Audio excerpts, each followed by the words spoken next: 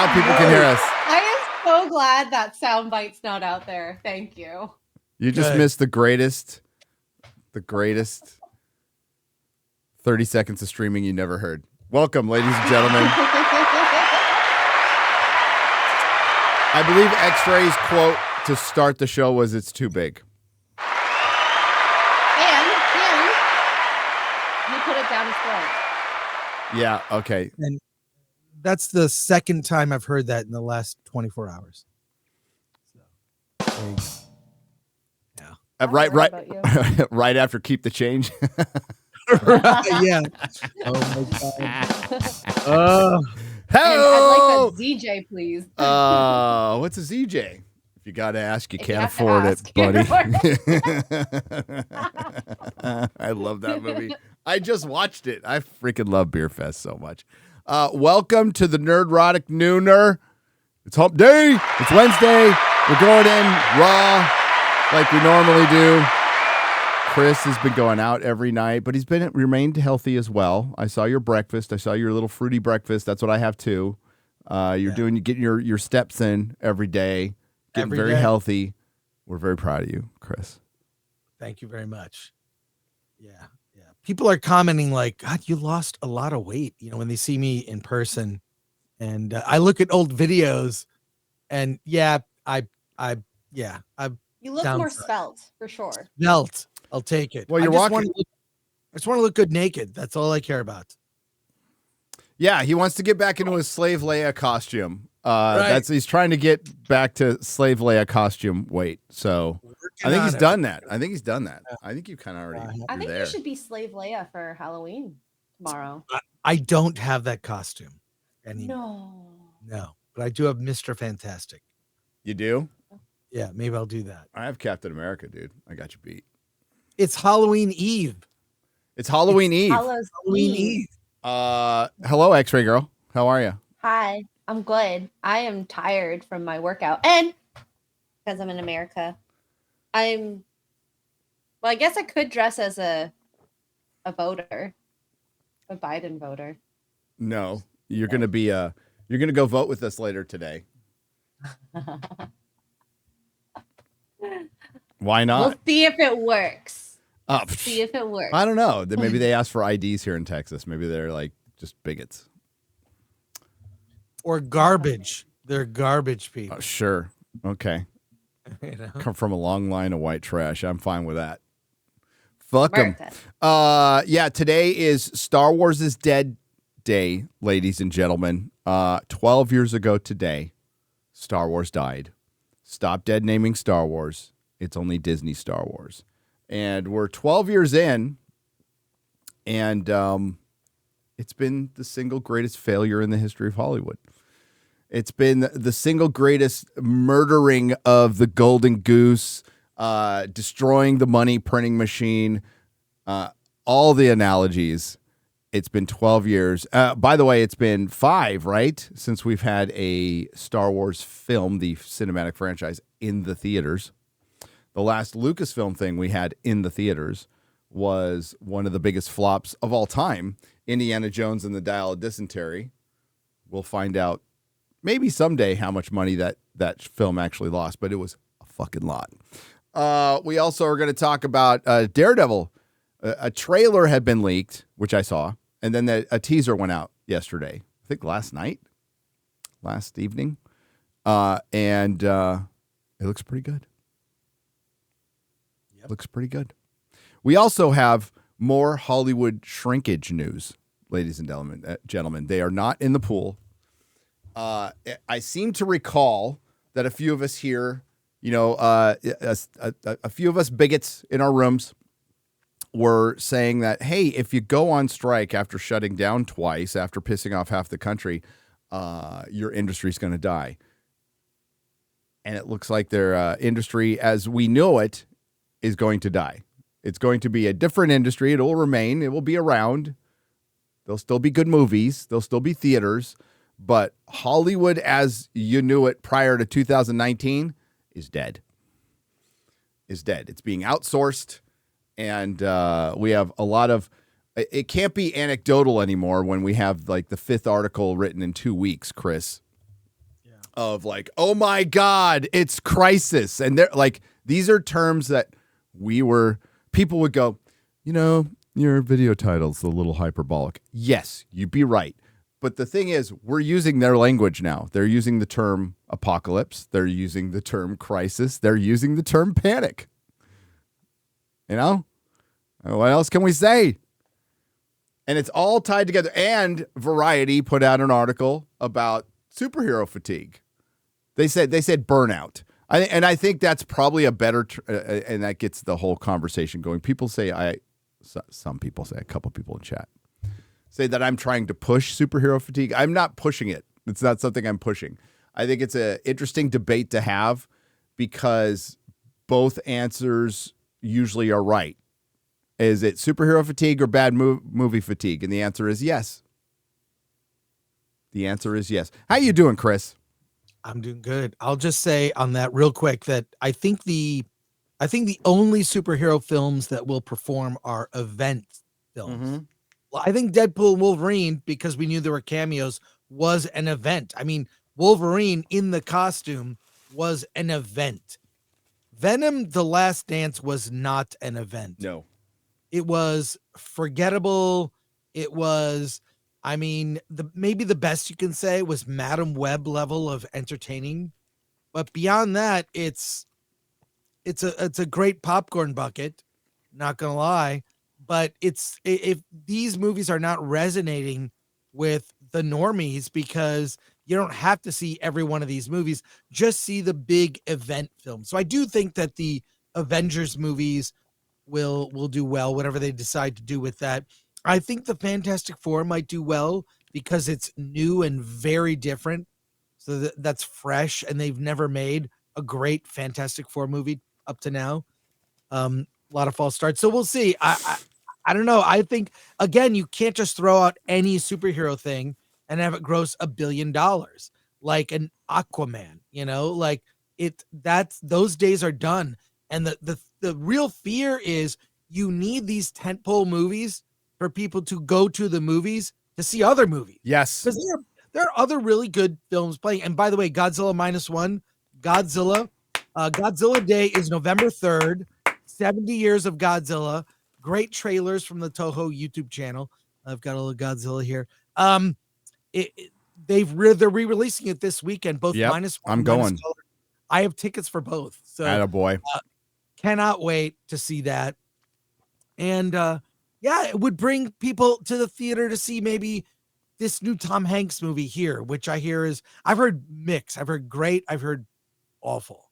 But no one would know about that movie if they weren't going to the movies on the regular to catch an event film. So that is the weakness. That is the thing that is hurting theatrical. And just because, yes, I've been out every night at, movies that are vying for award contention for the Oscars.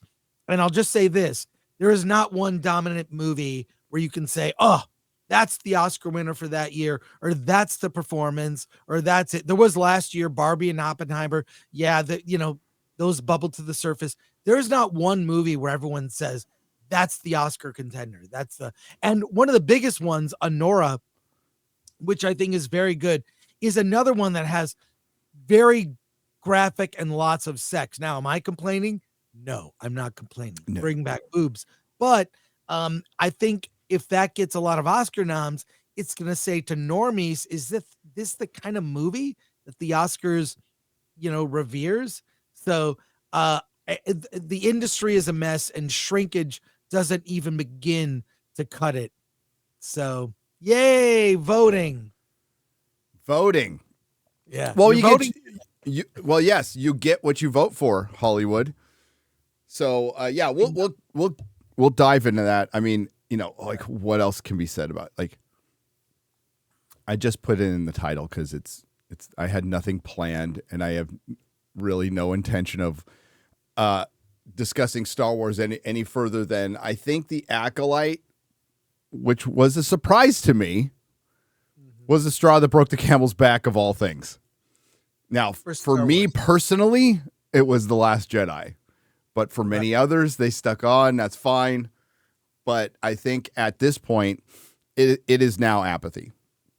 it is now relegated to apathy, and whatever comes out, even good or bad, will be just met with, Andor will probably be met with some positive, like if they maintain the quality that people liked.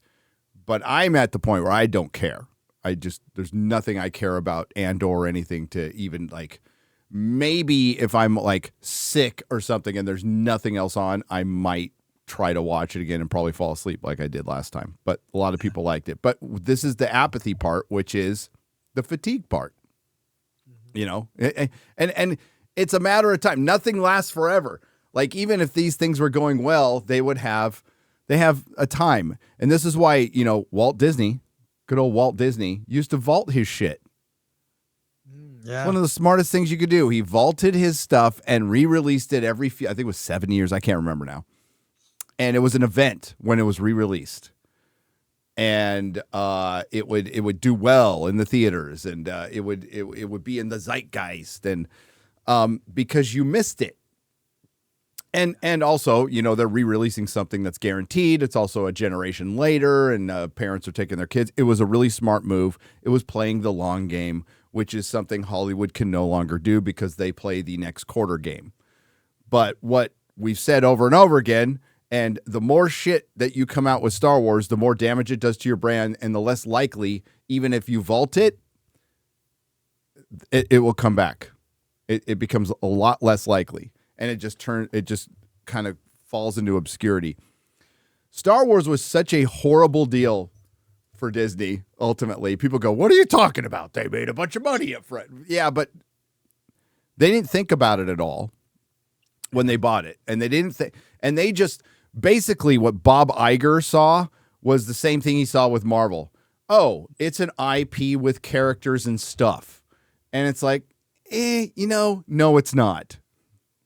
It's got a lot of characters. So does The Song of Ice and Fire. So does Marvel. But what drives Star Wars? What drives DC? What drives Marvel? It's like 4 characters.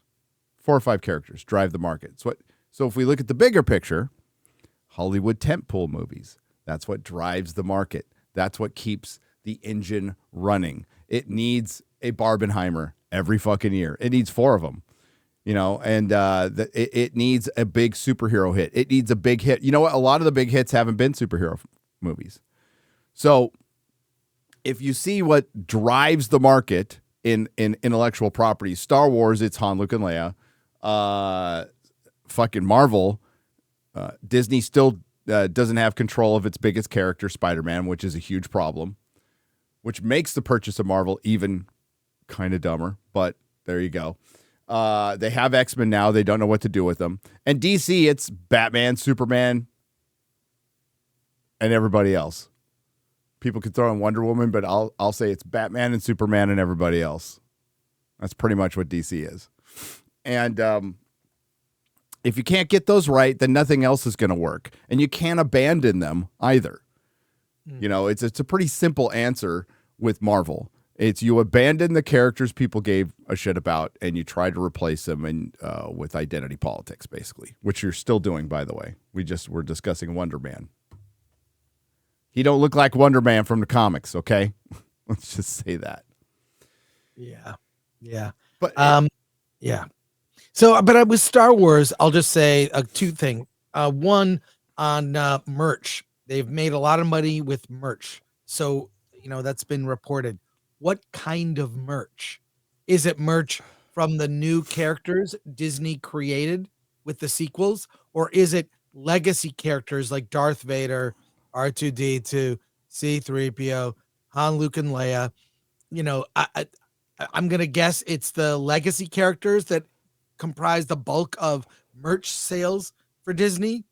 I'm just a wild guess. And ultimately, I think Star Wars is the story of a family and redemption of a father to a son. Like, that's what it is.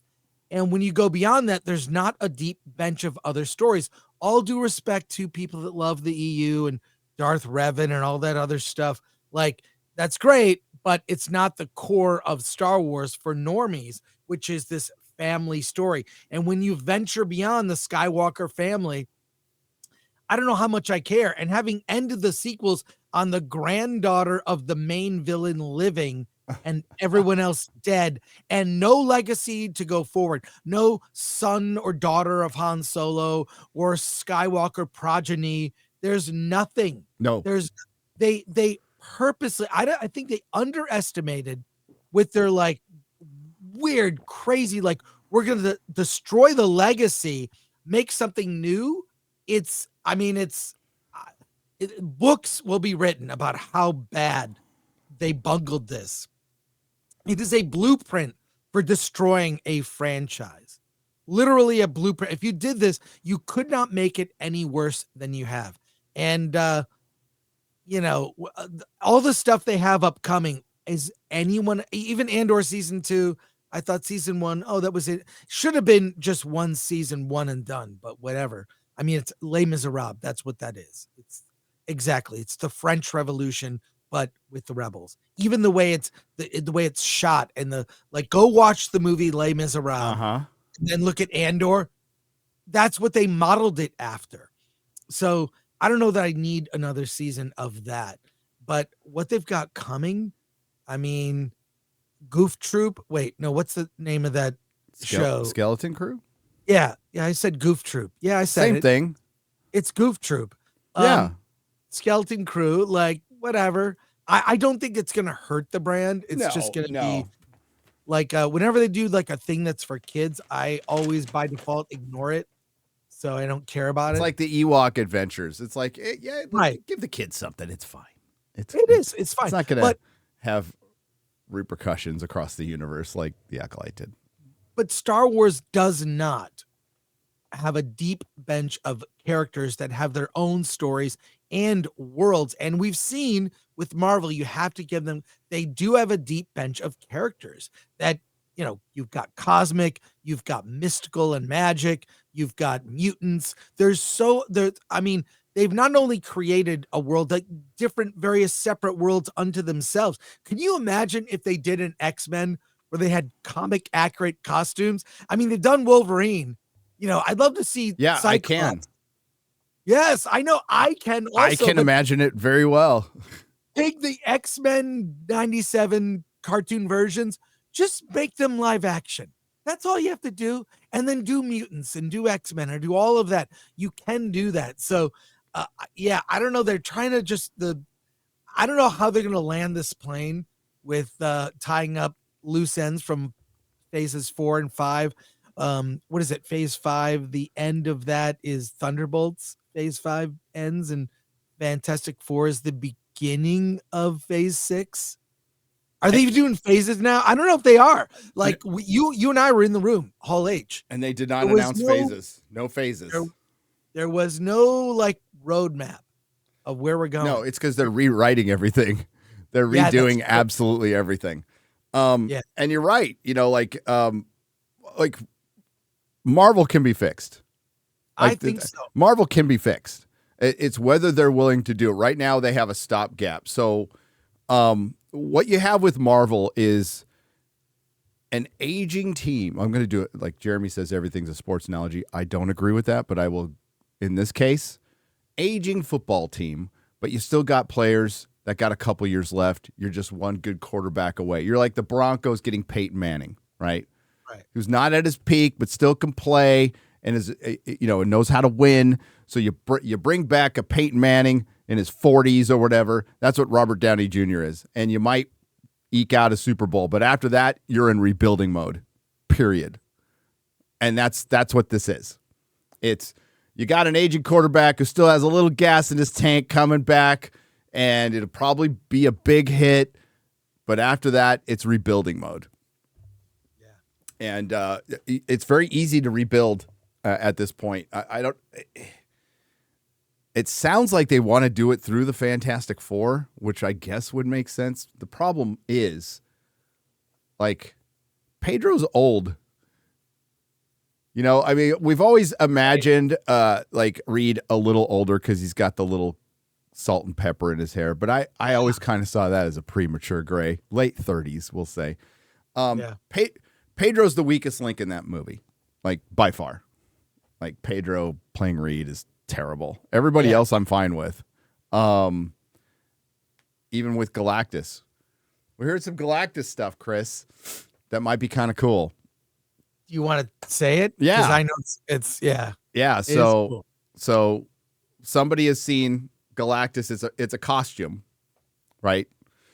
It's a costume. I'm sure it's got some CG added to it. And it's going to be a cross between Jack Kirby and H.R. Giger. I call him Geiger, but his real name is Giger, right? So it's Giger. I kind of like that. I kind of like the sound of that. And it's not all digital. I thought that they would do an all digital. No, it's practical. Yeah. It's practical. And just here, if I could share a screen. Show people who do not know H.R. Giger's work, you go to hrgiger.com. He created what ended up being the basis for Alien before Alien came out.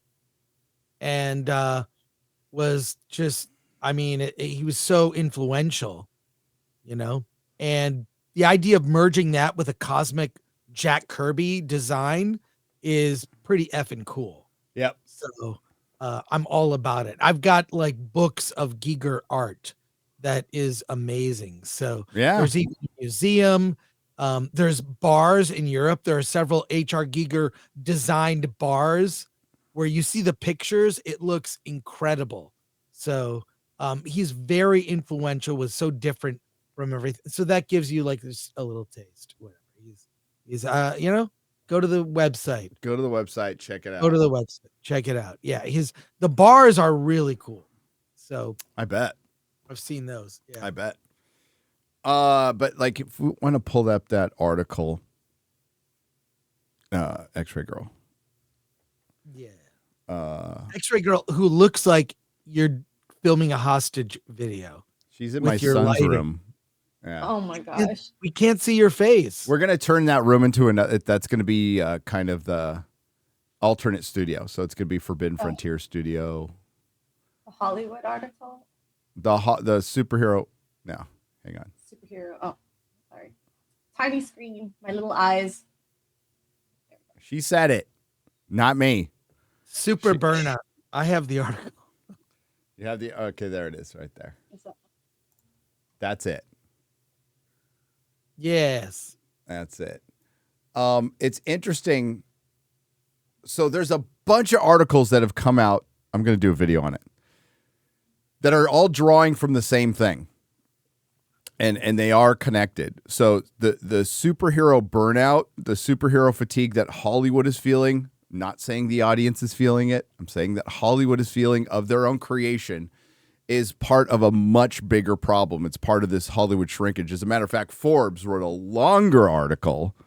That's basically the author of the Forbes article sourced the other 4 articles and turned them into one. So half of the article about it's an overall Hollywood saying the streaming bubble is burst and all this, but half of it's about Disney and Marvel and Star Wars. So this one's specifically, but let's just go over the last 2 weeks of articles, right? So it starts out with remember that Hollywood is fighting toxic fans. Remember that one? Yeah.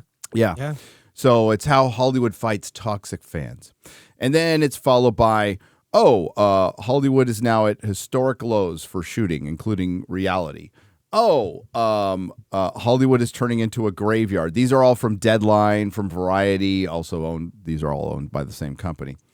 And then there's another one where Forbes, where like, the streaming bubble has burst. Then there's one today where Paramount's like firing an entire department, and they're going to write a strongly written letter. We're going to go over all this, but what's really worrying Hollywood is this, because we were talking earlier in the live stream about what drives the market. So when I was in a comic book shop, you know what drove the market? Batman, X-Men, Spider-Man. That's what got people's asses in my store. And then they bought, then they got into other characters because of crossovers or I recommended it or whatever. But there's like a handful of characters that drive the market. And this goes, again, bigger than superhero. It's genre. Like genre is going to be something Hollywood's just going to back away from because it's too expensive. But Superhero burnout. With most superhero movies flopping, can Marvel and DC's 2025 slates reverse an unprecedented box office drought? So, unfairly, this article conflates like every single superhero movie. So, superhero films are not a genre. Okay, there's multiple genres within superhero films. Like Joker is a very different film, obviously, than Venom. But you cannot deny that there have been a lot more flops than successes. As a matter of fact, you can count on one hand how many actual successes there have been with comic book movies if you were factoring in budgets over the last 4 years. And I'm going to do this off the top of my head. Spider-Man No Way Home, Spider-Man Into the Spider-Verse, Deadpool Wolverine, and maybe you can eke in there Guardians of the Galaxy Volume 3. And then number 5 would be The Batman, probably, as far as profitability. And the reason I sneaked that one in there is because it's a solo comic book character that didn't require multiverses and a bunch of other shit. Now, I hated the third act, and it should have made more money, but you could sneak it in there. No, we're not going to bring in Wakanda Forever or Thor Love and Thunder or even Doctor Strange Mom, because once you find out the budgets for those movies, they didn't make any money. And one of them almost made $1 billion. Chris, Doctor Strange Mom almost like it was a pubic hair away from $1 billion, but unfortunately it had like a $400 million budget, which makes it impossible to make money. So Sony Pictures billed Venom: The Last Dance, might be the last superhero dance, as the final chapter in Tom Hardy's alien symbiote buddy comedy franchise. But with its $51 million domestic opening weekend, 44% and 55% lower than the previous 2 installments. Keep that in mind, ladies and gentlemen. Keep those percentages in mind. The movie also signifies the continued twilight of the superhero cinema as the dominant force at the box office. Okay, so I can hear you, chat. I can't see you at this very second, but I can hear you. It's not superhero fatigue. It's bad movie fatigue. And you're right. You're absolutely right. But I saw Venom: The Last Dance. Is it like better or worse than the first Venom? Not really. It's very consistent with the first Venom. Very consistent. I'd say it's a little better than Let There Be Carnage, but it's a messy, plot hole filled, horribly acted CG fest from 2004 that's like just dumb enough to be fun. Right? That's fair. Fair assessment. But it did half the business than the first movie did. Mm-hmm. Half. So that tells you that we live in a different world. Venom came out during a better economy. Times were a little better. But it's not just a better economy. Venom came out when Hollywood had a stronger brand and superheroes had a stronger brand overall. We live in a different world now. And the one thing all of these articles continue to miss, I know you've heard it here before, and I apologize, but it needs to be said over and over again, is the brand damage Hollywood has done to itself with its act. With its representatives going out there attacking fans, supporting access media that attacks fans, attacking half the country, calling them garbage, calling them Nazis, calling them Confederates. This has an effect. This has effect of a death by 1,000 retarded paper cuts. And they never mention it. And until you do, you're never going to fix the problem. And I don't think it's fixable at this point. I think Hollywood really needs to just figure out how to be a smaller industry. And it's going to be owned by companies who do other things, which is pretty much what's already happened. But yeah, like that's the biggest point. So we could talk about streaming bubbles bursting and investment and getting rid of linear television and getting rid of licensing, which they're now going back to, and getting rid of ads. Unfortunately, the big dog in the ad department is YouTube. Mm-hmm. Just fucking killed everybody in the last quarter. And YouTube's being retarded too. Did you hear that? Like a homepage with no dates and views? What? Yeah, they're playing with that. I've already complained to my partner manager saying this is the single most retarded thing you've done. Yeah, I will watch a video based on views. Or if I will look up a subject, I tend to go for the one that has a lot of views because I figure a lot of people must like that one. And I look at running time. I seriously look at running time. I'm done with I'm going to ramble for 20 minutes to talk about one tweet. I'm sick of those. Give me your 4-minute Ryan video at RK Outpost, you know, and he give me the basics, your take, moving on. I can watch 5 of those in a 20-minute dragging it out to get the mid-roll ad. I'm done. I'm hip to that now. I'm not hip, but I'm hip to that. So there you go. That's me ranting. I'm kind of done with that. I don't know how you can get 4 minutes out of a tweet, but some people are better than me. Yeah. But you know what I mean? It's breaking news. It's important. I'm just, it's an exaggeration, but actually not really, so. I log for the days like Garrett I think it was the Acolyte firing. He's all, God, it's been a while since we just did a video on one article. I'm like, I don't do one on one article. Like, I can't do one. I have to do like minimum 5. I have to five articles that are kind of saying the same thing, but missing the point.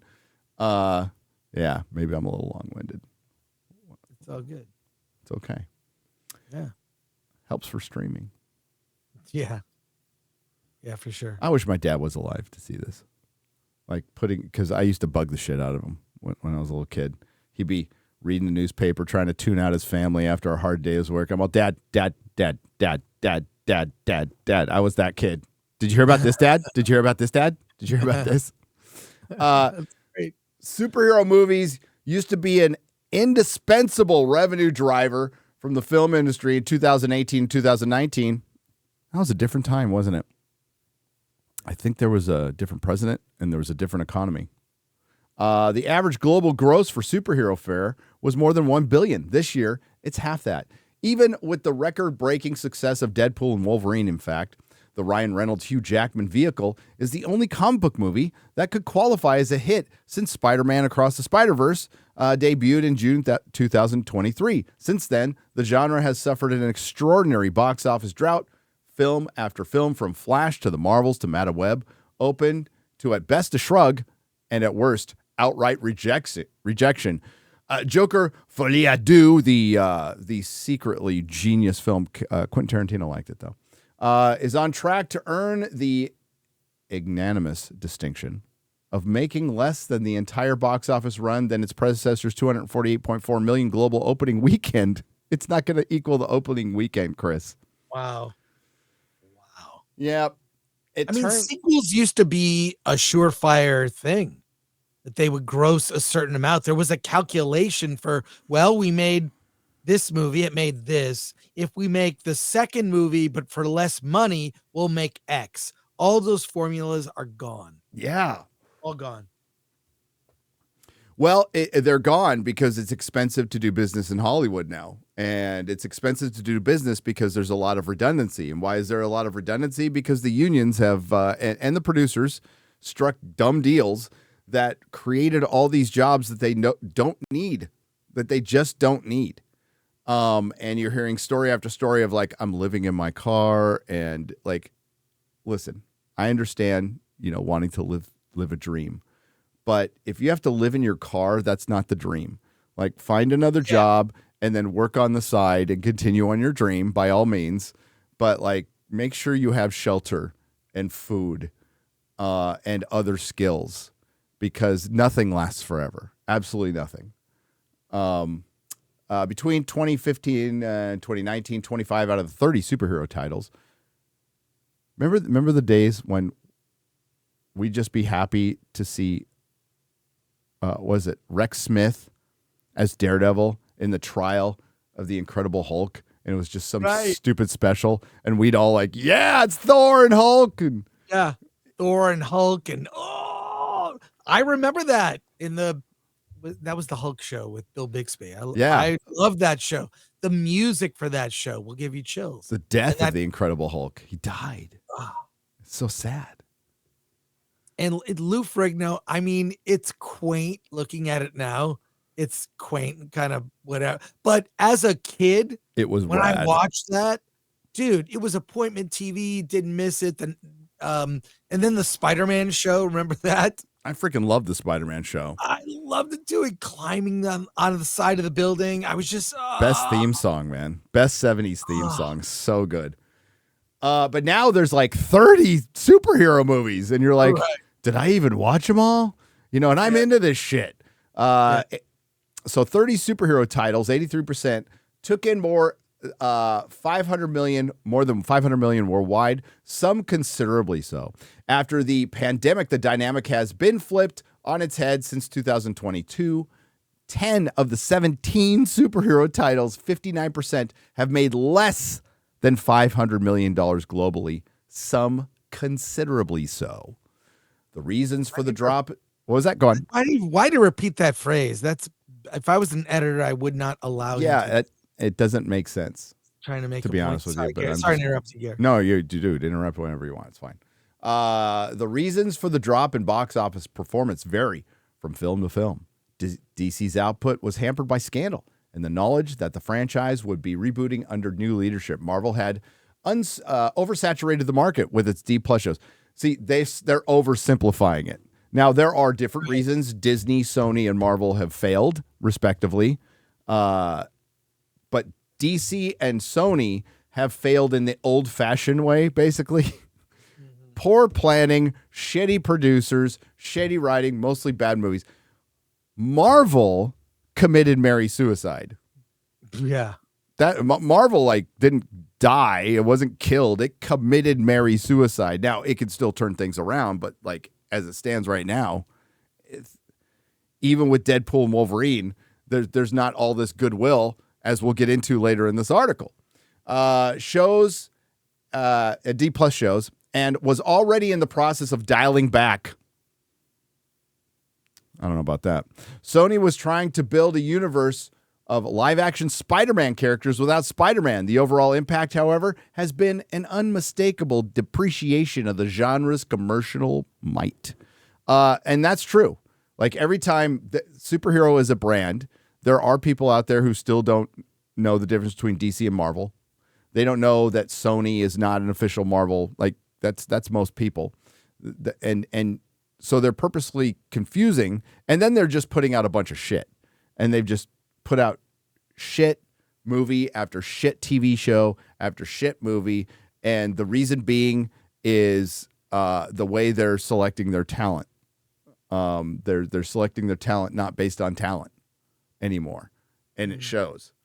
They're also, and the underlying thing to that Chris knows, is the reason they're selecting this lesser known talent. It's cheaper and you're easier to control. It's called casting a director, not hiring one. There's a big distinction. Charmin Obaid Chinoy would argue with you. She would debate you on that. I would love to debate her on her diversity hire, because that's what she was. Nia DaCosta from she figured it out. The Marvel's director, she figured it out. She was done dirty, if you ask me. I don't know. Yeah. I mean, I don't feel sorry for her. I don't feel sorry for her. She took the job. How could you not take the job? Yeah. No, you can't blame these people for not taking the job at all. Look, the Marvels would have been good if Bob Iger had more oversight, could control the director. Right. So here's the big one. There are no slam dunks here, says exhibitor relations analyst Jeff Bach. And I mentioned it yesterday. This man is paid money to state the obvious. It's kind of like a YouTuber. There's still a lot of goodwill for Marvel. It's still a biggest show in town, But to think that these are going to do Deadpool and Wolverine business, I don't see that for any of the films. A significant factor facing Captain America 4, Captain African American, and the Thunderbolts is how much they rely on characters and plot lines from several earlier MCU titles, including D+ shows, The Falcon and the Winter Soldier, and Hawkeye, and the films Black Widow, Eternals, Ant-Man and the Wasp, Captain America Civil War, and even 2008's Incredible Hulk. Scroll up, X-Ray Girl. It's ridiculous. Is she gone? Where'd she go? I don't know where she went. There we go.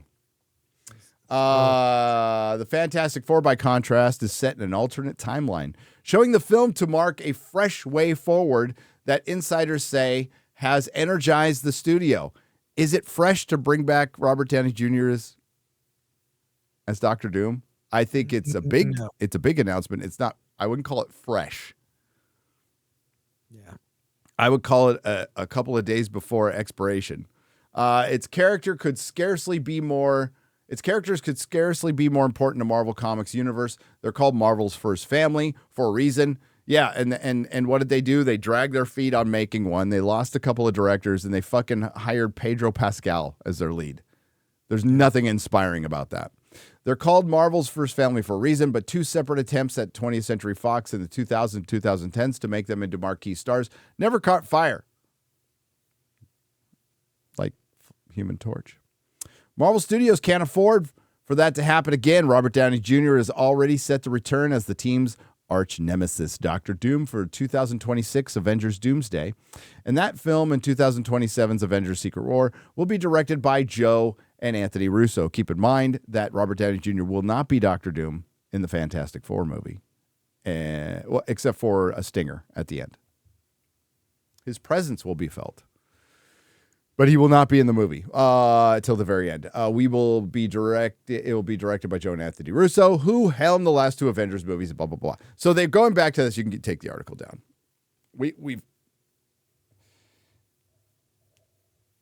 The problem is, just before this, Blade was canceled.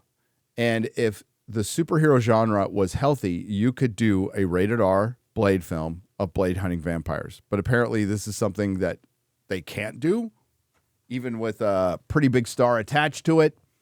And Marvel's having trouble finding good directors now because of how people were treated.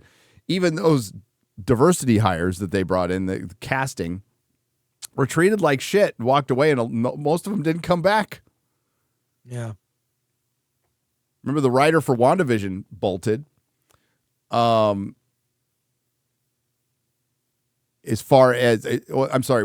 And then somebody from Loki bolted, another writer from Loki bolted. Miss Marvel, they had to beg people to come back to finish.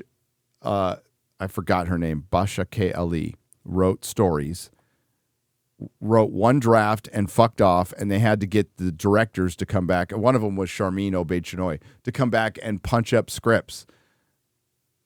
And I'm guessing that Star Wars movie was part of the deal because they were begging for her to come back because they couldn't get the directors to come back because they were busy working on Batgirl, which got canceled. Which they should totally do to Captain African American and Thunderbolts, by the way. If you really wanted to, I know they can't contractually, but they should can these films. Yeah. They're not going to do anything. They're not going to do anything. They look, at best, just boring. The Thunderbolts one looks ridiculous. Who thought that was a good idea? Although I hear, and you may have heard also, that it's not as bad as you would think. It's actually I think because the stakes are so low for that and expectations so low that I can see it being fun. I think Captain America is going to be the biggest bomb for Marvel next year, in addition to Ironheart, which no one will care about. But I think it'll have some laugh out loud moments of cringe and awful. Thunderbolts.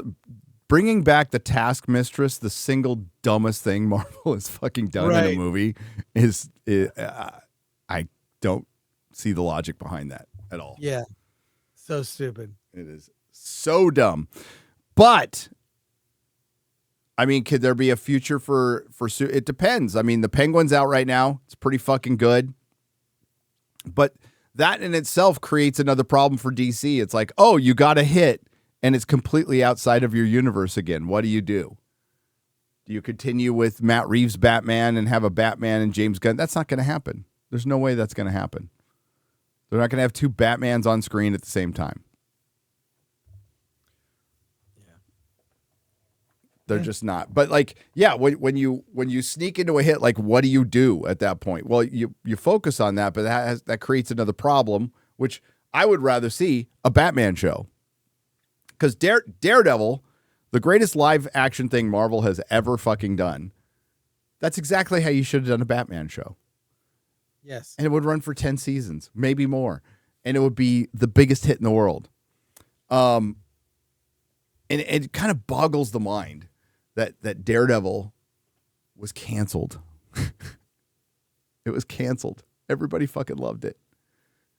It was the best thing you couldn't find a way to make that work. Instead, you waited a few years and you had a couple of guest appearances that did absolute damage to, like, Daredevil's Walk of Shame. And then we have the Kingpin getting his ass kicked by Kate Bishop and Echo. Now, fortunately, most people haven't seen it, so it might not affect. But we've got, if you want to pull up X-Ray Girl, the trailer. And I think an encouraging sign about this is they shut it down, retooled, and started again. They did that with Doom Prophecy. Like, doing that is not now. They did that also with Captain America 4, but here's the problem. The core of the premise doesn't work. There was not a proper handoff to Falcon to earn that spot.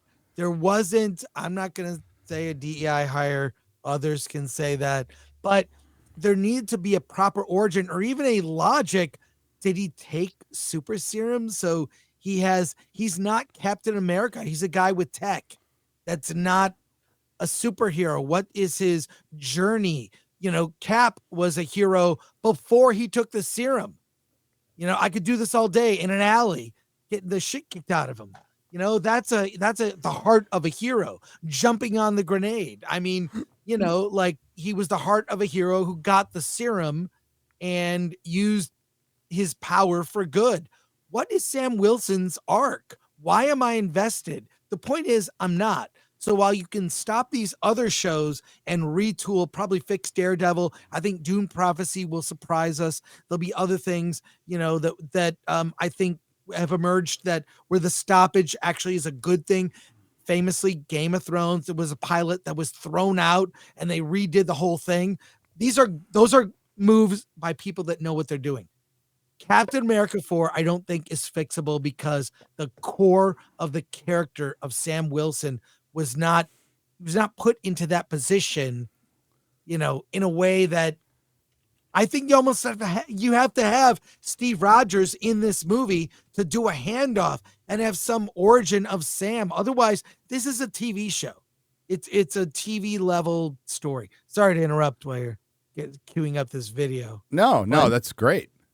I want to point all that out, that retooling and stopping and even reshoots, you know, they're not reshoots. It's usually pickup shots and additional photography. We need an establishing shot here. We need a close-up of a finger pushing a button. They did a lot of that on the Star Wars movies. It was always like, well, a lever needs to go down because then the laser, you know, it's like, that's cool. That's not reshoots. That's additional photography. What, you know, but they've gotten smart where they schedule a week of that. What pickup shots do we need to do to throw into the edit to now make logic to stuff? You know, so it's usually because audiences, they want to make sure audiences understand what's happening. I'm stalling. I'm only talking to stall. You're doing great. She's I queued it up. I'm waiting for you. She's queued it up. We're waiting for you. It's all good. So I'll shut up. I was looking up the director for Captain African American, and it's Julius Ona. Julius Ona has directed things like Loose. Have you heard of that? No. 2019, The Cloverfield Paradox. I'm sure you've heard of that. Oh, I did hear that. Yeah. Girls in Trouble. The Boundary, and his first film, Chris, is the N-word. I can't even say it. Oh yeah, what's the name of the movie? It's the N-word. Just it's a gamer word. That's the first movie he directed in 2004 is the N-word. From the director of They gotta do that. No, and you have to, Gary, when you do a video on this, from the director of boop, you gotta believe yourself. Do it. In a world. Wait, I have a beep. Hang on. Oh God. I thought wait. In a world where Sam Wilson is Captain America, from the director of Just show the poster for it. Show the poster for that movie. I mean, it's a public thing. He made the movie. God. The little can make everything sound like you. I love that. Yeah. Daredevil Born Again. This is just like a little teaser. I wish they just put out the damn trailer from it was New York Comic Con, right? Yeah. Yeah, that had more Punisher stuff in it, but this looks pretty cool. Let's check it out. It's been some time, hasn't it? You've come up in the world. I could say the same about you. I wonder if your darker half would agree.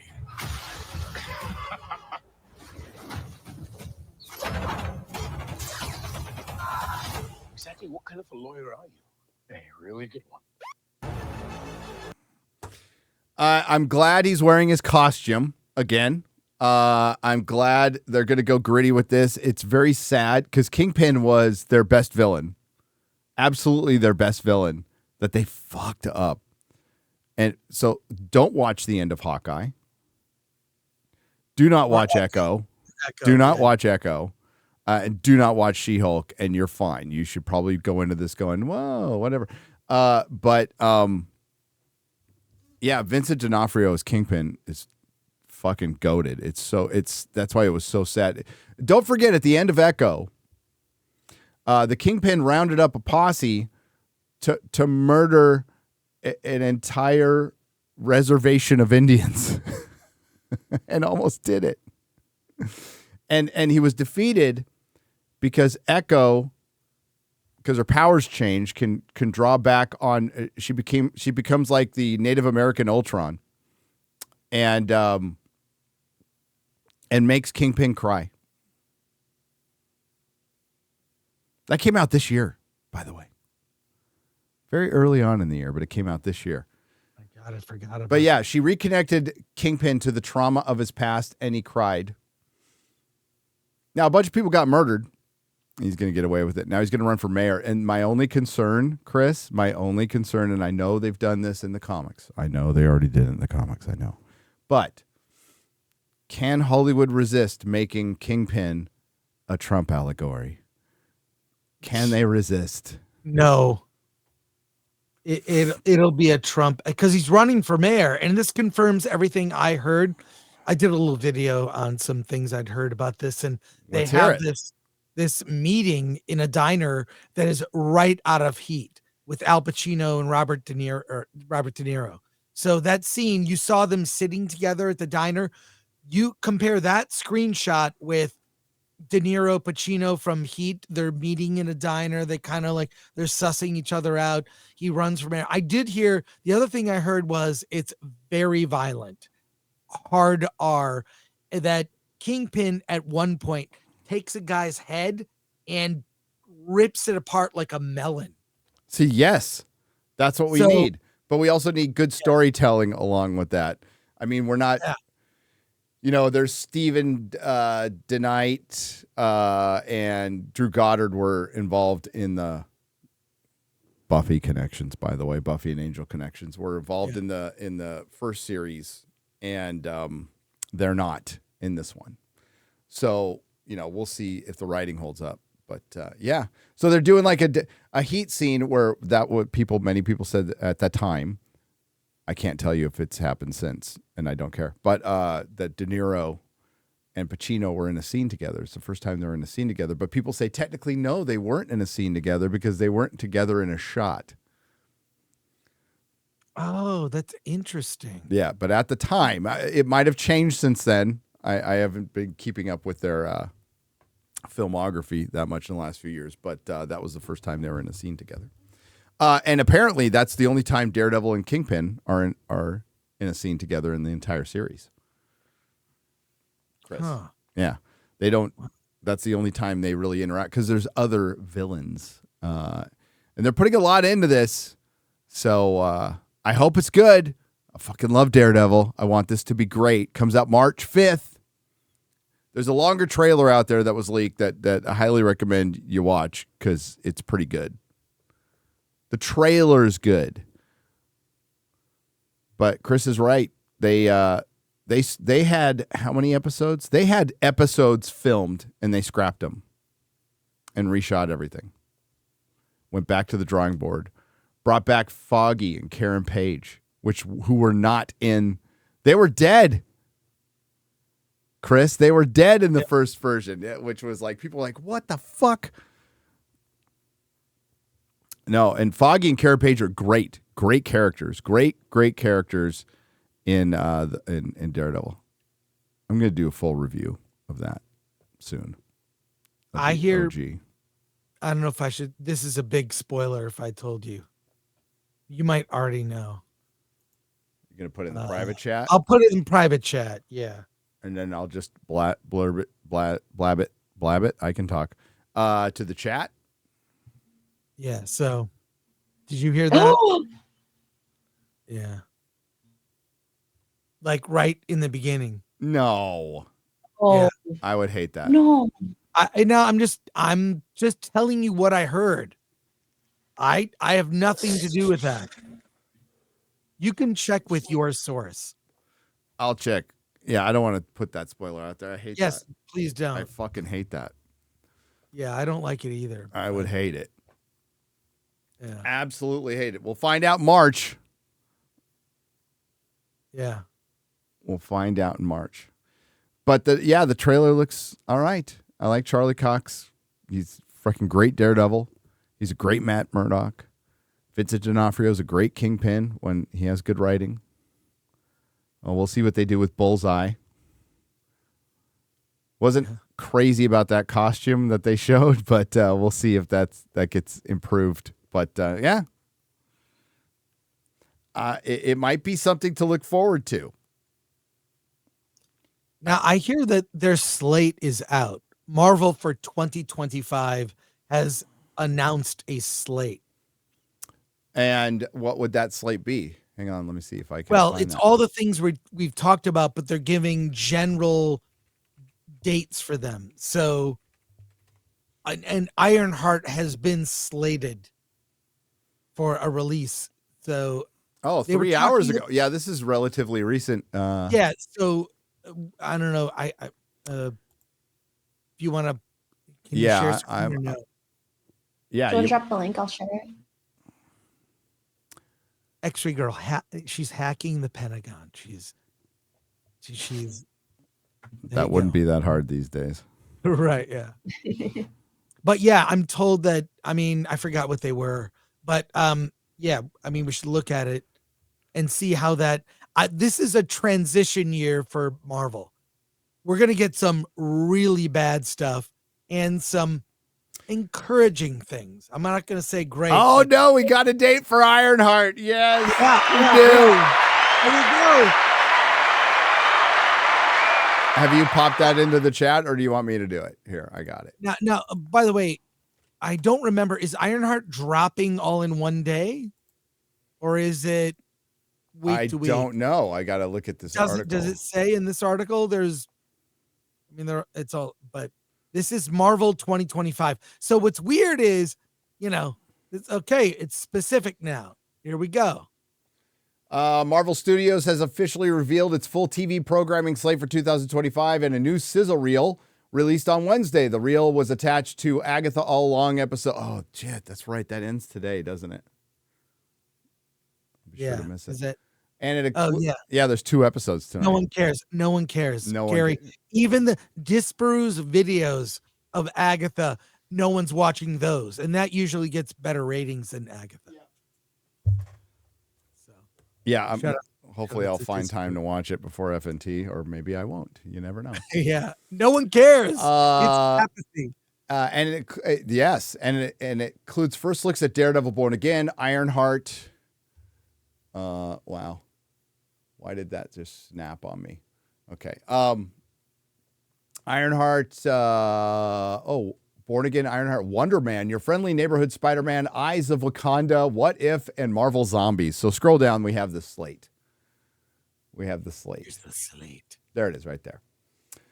So this year we have one more Marvel project, What If, which turned into What If We Just Race and Gender Swapped all our characters. That's pretty much What If. So lazy. I love terrible. the What If comic. I have every issue, dude. I love it. I bought issues I already have. That's how much I love it. And I love it's like the one that was my favorite was Fantastic Four. They switched the powers of all of them. So they all had, it was great. I mean, what if the Marvel bullpen had the Fantastic Four powers? I mean, It was dumb, but I loved it. There was also What If number one was What If Spider-Man joined the Fantastic Four? What if Elektra had lived? What if Jean Grey had not died? It's like good shit. Yeah. Good shit. What if Conan was in modern times? That was one of my favorite. Like Conan running around modern New York at the time. That was great. Good stuff. No, this one was what if Captain America had beautiful Haley Atwell tits? Okay, I can get behind that one. But especially Az could get behind that one for sure. But yeah, what was it? What if T'Challa was in the Guardians of the Galaxy or something? I was like, fucking, this is. Oh, it's interesting. Ironheart has the Acolyte spot in June. It does. 2020. That seems like they dumped stuff in June. June, you can count on something terrible. What if season 3 is on December 22nd of this year? Your Friendly Neighborhood Spider-Man, which I not excited about, is January 25th. And this is all the animated stuff that's going to be shit canned now because they got rid of one of their departments. I think the one in Canada, and they're going a different route with animation called AI. That's just my pure speculation. Daredevil Born Again is March 4th. So that's something to look forward to. And then the thing I'm looking forward to the most, Ironheart, June 24th, ladies and gentlemen. The replacement for Tony Stark. Now wait, again, drop all at once or week to week? 6 episodes? I am going to predict weekly with a 2 to 3 episode opening. Yeah, that makes sense. And 30-minute episodes. Yep.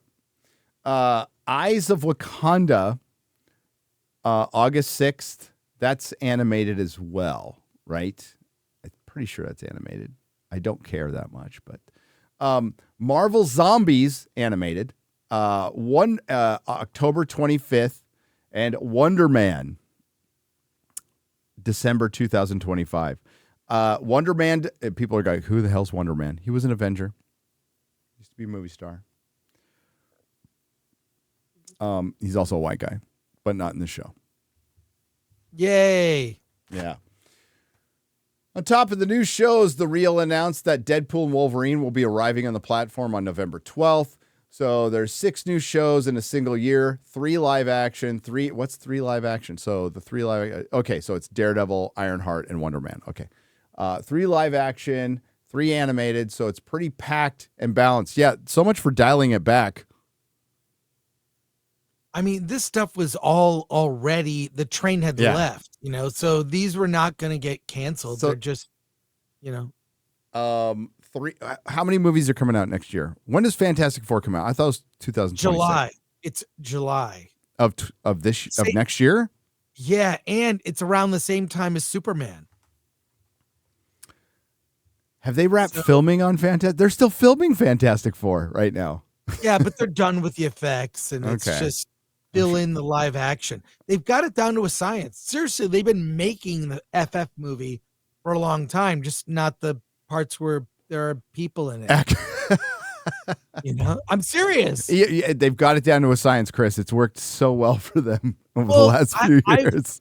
I've talked to producers who work there, how the process works. They make the movie before they make the movie. Now, that's not true for everything.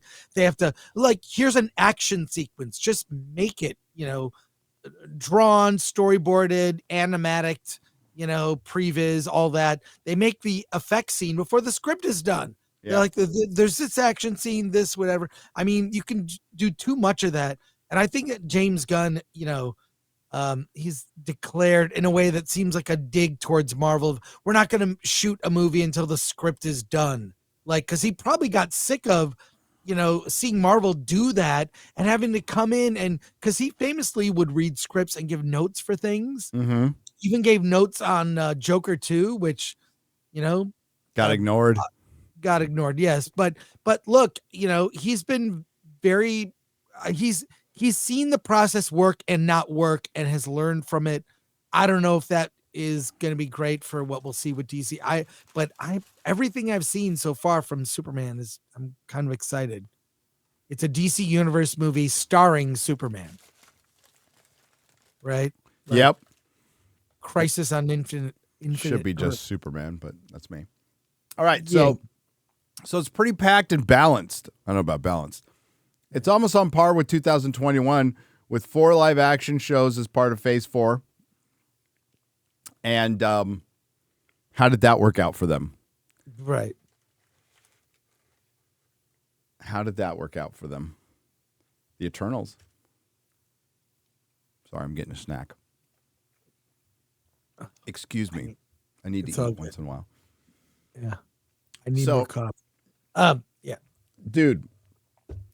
Ironheart, man. I'm circling that on my calendar. Oh, June. It is the Acolyte month. It is it could not be more. That's the month. That's the dump month.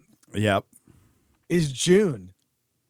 I mean, that was Kenobi was June. Like that date seems to attract the worst crap. Well, it's not if you cared about your streaming show, you release it around the holidays. You don't release it in summer. People aren't sitting around watching streaming in the summer, but they are around the holidays. So, yeah, we could take this down. So that's exciting. We got an actual schedule. I'll look for those dates to change. Yeah, change a little bit. They'll change. They will change. There's an article, I think it's in General Research, X-Ray Girl. It's about Paramount. I want to talk about this because this is, I mean, it's just another thing that Chris and I were talking about this before the show. So when the strikes were going on, there was a lot of people. No, that's not it. Hang on. I'll find it for you. Yes. Or maybe she put it in Nooner Research. I could never tell. There's so many. Yeah.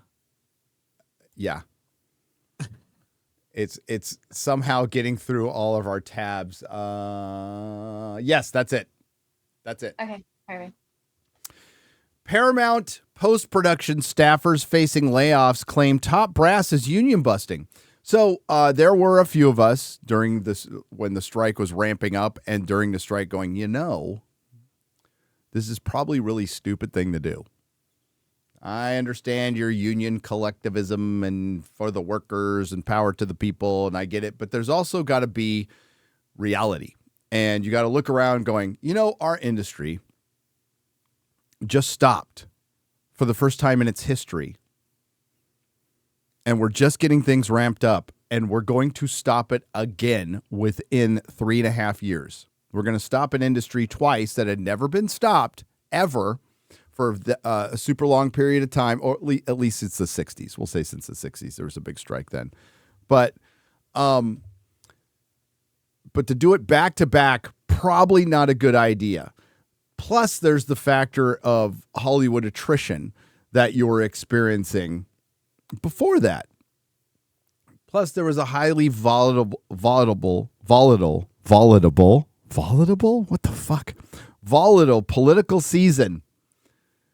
Very divisive. And Hollywood decided to take part in it. Hollywood decided to choose a side. Choose a side against Americans. Openly, as part of whatever fortification you want to believe that was true. And going on strike was going to end you. It was going to end up being a purge. We were saying this over and over again. You walked into the producer's trap. Now, the producers in Hollywood created this problem with the investor money by throwing it around to everybody and giving these first look deals and spending hundreds of millions of dollars and not getting anything in return. It wasn't sustainable. So if a moron like yours truly, who's been kicked out of 3 high schools, can figure that shit out, Chris could figure it out because he's in the industry. He's been around for decades, right? But if I can figure it out, people in the chat, you're not morons, I am. But, who work day jobs and go, that's probably just not a good idea. It turned out it wasn't a good idea. It turns out it was a purge. It turns out that they're now going to be shipping out a bunch of jobs. It turns out that the industry is shrinking and there's nothing you can do with it. And what you were doing was fighting over a shrinking pie and fighting something that's going to come and take your jobs, AI. So what every studio has been doing over the last few years, very quietly, is developing their own AI based on their intellectual property, all the stuff they own. So it's not breaking any copyright laws. And they're going to do that to get rid of a lot of departments. And here, this is just a small anecdotal example. Paramount is 38 members of the company's digital post services department say they cannot, in good consciousness, remain voiceless in the face of impending elimination of their unit. So I used to work with Paramount back when I worked in Hollywood, guys, through a third-party company known as Technicolor. And scroll back up. So all of the digital, scroll back up real quick. All of those digital post services, I did them all for the most part. I didn't do any special effects or anything, but if you scroll down, okay, you could scroll back up. But I did a lot of that stuff for Paramount and HBO. For Paramount and HBO, we were under exclusive contract. So the fact that Paramount went and made their own department, and they probably had a small one, and 38 people doesn't seem like a lot, but those 38 people make a lot of money. And it's part of multiple layoffs in a company that's billions of dollars in debt. So you were working for a company that wasn't really making any actual money. They're just in debt, and now they're for sale. And that sale's going to probably go through in 2025, Chris, to Skydance. Mm-hmm. And who knows what happens after that? Does Skydance sell some of the stuff off? We don't know. We do not know. But dozens of post-production staffers employed by Paramount Global are protesting their impending layoffs in a letter to management claiming that the employer is engaging in union busting. Yes, they are. Absolutely. 100%. If every producer and every management team in Hollywood could bust their fucking unions, they would in a second. Because the unions are, good or not, are creating the ballooning budgets. They are one of the main reasons behind it. As deep cuts to staff roll the conglomerates while it moves ahead with a plan to trim $500 million in costs. Staffers of Paramount's digital post services unit delivered a letter on a strongly worded letter on October 28th to the company's EVP of Chief Technology Officer Phil Weiser over the forthcoming elimination of their department. The 38 employees unionized with the Motion Picture Editors Guild were informed in late September that their positions will be terminated effective December 31st of this year. according to the labor group. Sorry. No, it's all good. If you could chime in whenever you like. Yeah. Sorry. Just finding things that might be interesting. Okay, good. I want that. Okay. Calling the move a betrayal, in quotes, the staffers wrote, on the day they were informed of the layoffs, work orders that were previously going to be fulfilled in-house were being prepared to be sent out to vendors, which is what they have been doing, and they will continue to do because it's cheaper to do that. And those vendors are off-site. I remember when I was working at Technicolor, excuse me, I was essentially at Technicolor training my replacement for a job that I just got. Does that make any sense? I was a pre-mastering technician. That's what I did. I worked on a lot of Blu-rays, lots of DVDs, lots of over 1,000 titles I worked on in that period of time. One of them was Sucker Punch that I saw the ending of 150 times because they kept fucking it up in Bangalore, India. That was a good idea for a movie. And it was a bad movie. And it has so many things I like. Girls, schoolgirl outfits, fighting, Nazi zombies. Like, there's so much cool stuff. Yeah, but it was all in everybody's head. Yeah, exactly. Didn't matter. Which, yeah. We all were left collectively feeling blindsided. Well, that's what you do when you collectively bargain and not individually bargain, but there you go. And asking the lingering question, why? The letter states, we can only characterize what you have done as union busting. The irony is that it comes right on the heels of the recent industry strikes. That is ironic, isn't it? Which stopped so much work, followed by our contract ratification, a successful endeavor meant to keep the industry thriving. But it didn't, did it? We cannot, in good consciousness, remain voiceless. I'm sure they'll listen to your letter until December 31st. When you're gone. And like, fuck the management too. But like, how could you be surprised about this? Our union told us that this contract would be beneficial to the industry. No, it's beneficial to the union, not the industry. I mean, I don't want to use a Titanic reference there. Let's use a Hindenburg. It's like you had the fire extinguishers on the Hindenburg. That's pretty much what you were fighting over those. It was already on fire. It was already going down. Oh, the humanity. In June, Paramount's 3 co-CEOs announced a major cost-cutting... 3 CEOs. Jesus Christ. A major cost-cutting initiative. That, you know what? Get rid of 2 CEOs. I think that you could probably cut a lot of money if you got rid of 2 CEOs. I don't know if you need 3.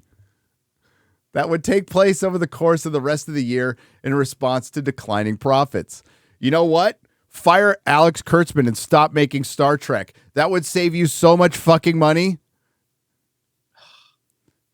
I just the answers to all of this are so obvious. I know. It's just so sad that, and I know a lot of people out of work, and the ones that have survived are the ones that are pivoting and becoming independent, just doing their own thing, raising money outside the system and making films.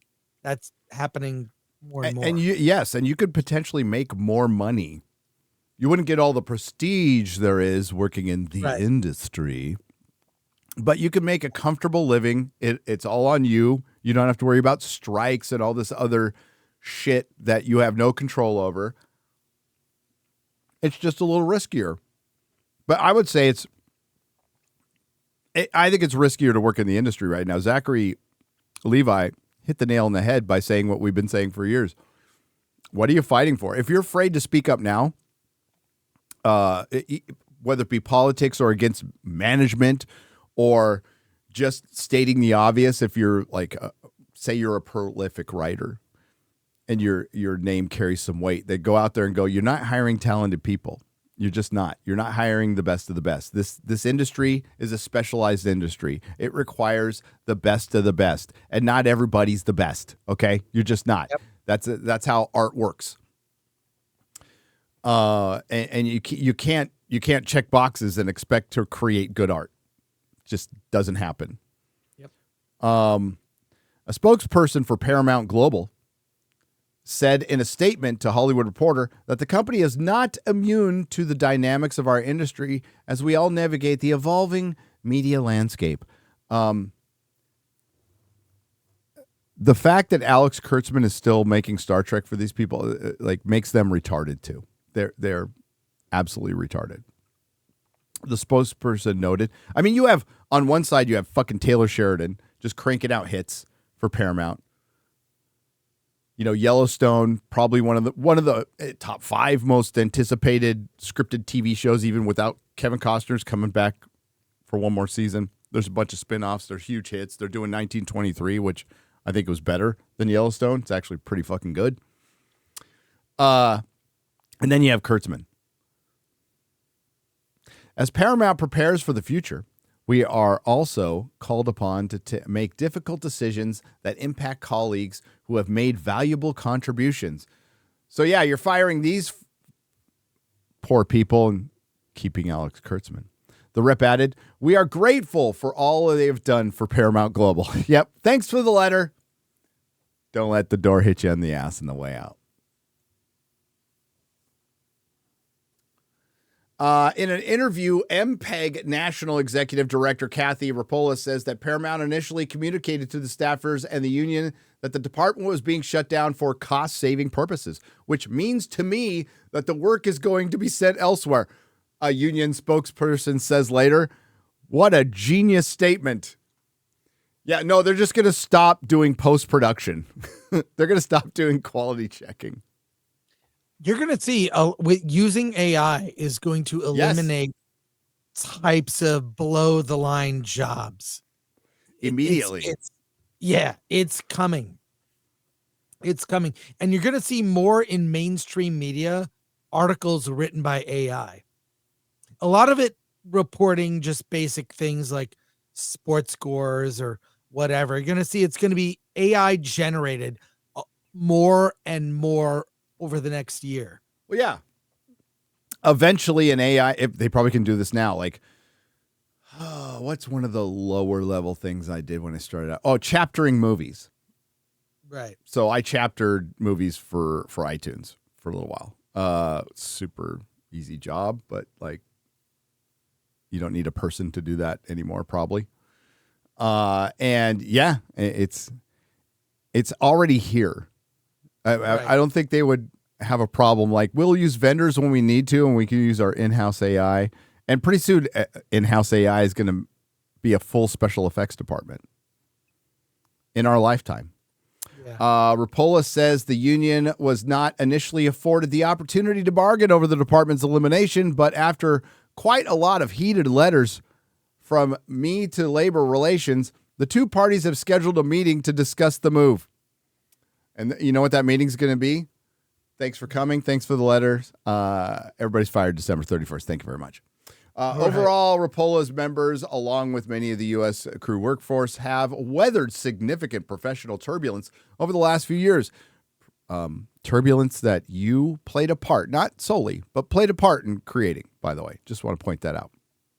Work on the union projects has largely halted during the dual writer strike and actor strikes of 2023, and production nearly never fully rebounded after including one IATSE negotiated a new contract with film and television employees, avoiding their own work stoppage this year. Rapola says she's been hearing from members losing their health insurance, being unable to pay their rent, and losing their homes. It's been a really, really horrible year and a half for so many people. And it just hits you in the gut, something like this, she says. She adds, we have promised our members that we will do absolutely everything in our legal rights to help fight against this. And what we mentioned with the strike last time is the last big strike was 2008, mid-2000s, right? Yeah. It was a while ago. There was no YouTube. There was no social media. There was no nothing. Now there is. And there's so much more competition and what used to drive it all was ad money. You know where all the ad money's going now, Chris? Where? Live sports and here on YouTube. Yeah. That's it. That's it. We ask you to reverse this action and restore our positions immediately. Sorry, I don't mean to laugh at you. Not going to happen. You don't have to share. So, in one of the multiple articles I was reading, they were talking about the streaming bubble burst, and it's finally, and I believe it was Deadline, who pointed out that Disney Plus's profit this year was absolute bullshit, and it was only because they conflated ESPN with it. If you remove ESPN from the equation, it lost millions of dollars, millions and millions. I think it was $19 million. So I just put another article in. I don't know if you saw this one. Ooh, put this one up. Oh, yeah. Let's talk about this one. Okay, I know what you're talking about. So remember, we said earlier in the live stream, we said you get what you vote for. You get what you vote for. Alarming production drop spurs Gavin Newsom to propose doubling tax credits to Hollywood. Please don't leave Hollywood to make your films and TV shows, because they are in droves. Hollywood is fleeing Hollywood in droves. Yeah. Yeah. Josiah Rises reports that Hollywood has left Hollywood. Hollywood has left Hollywood.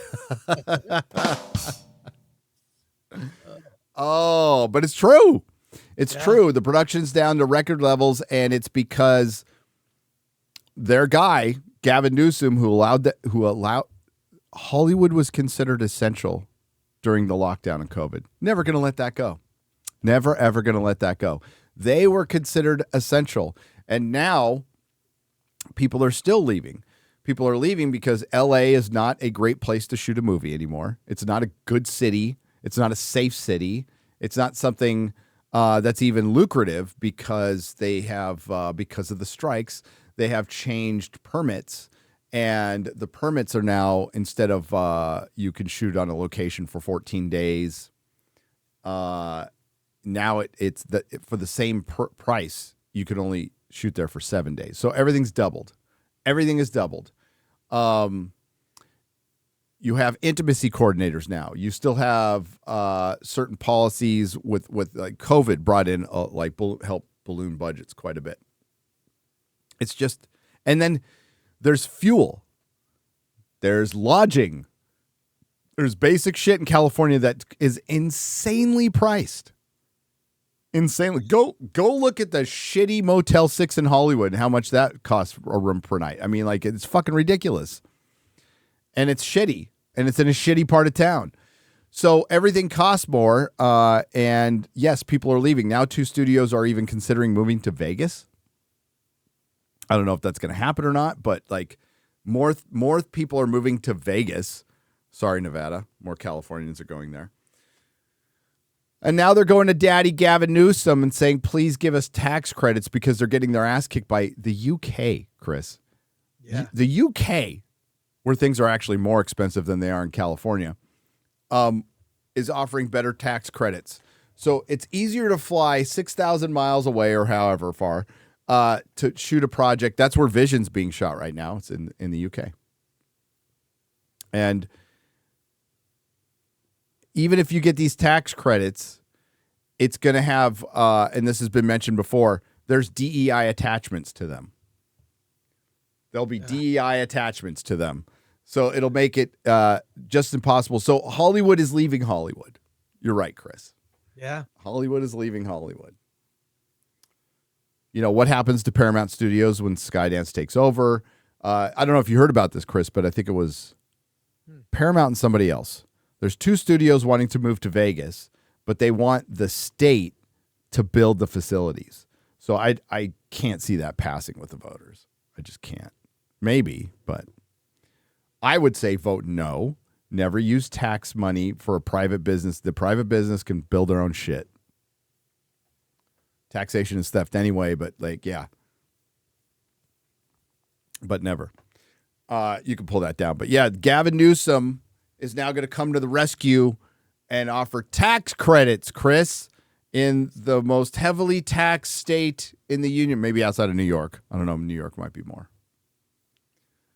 What's gas costing in California these days? It's like $4.50. Oh, between $4.50 and $5. It's down. That's good. Yeah, it's down right before an election. It's crazy. It's $2.75 here. Oh God.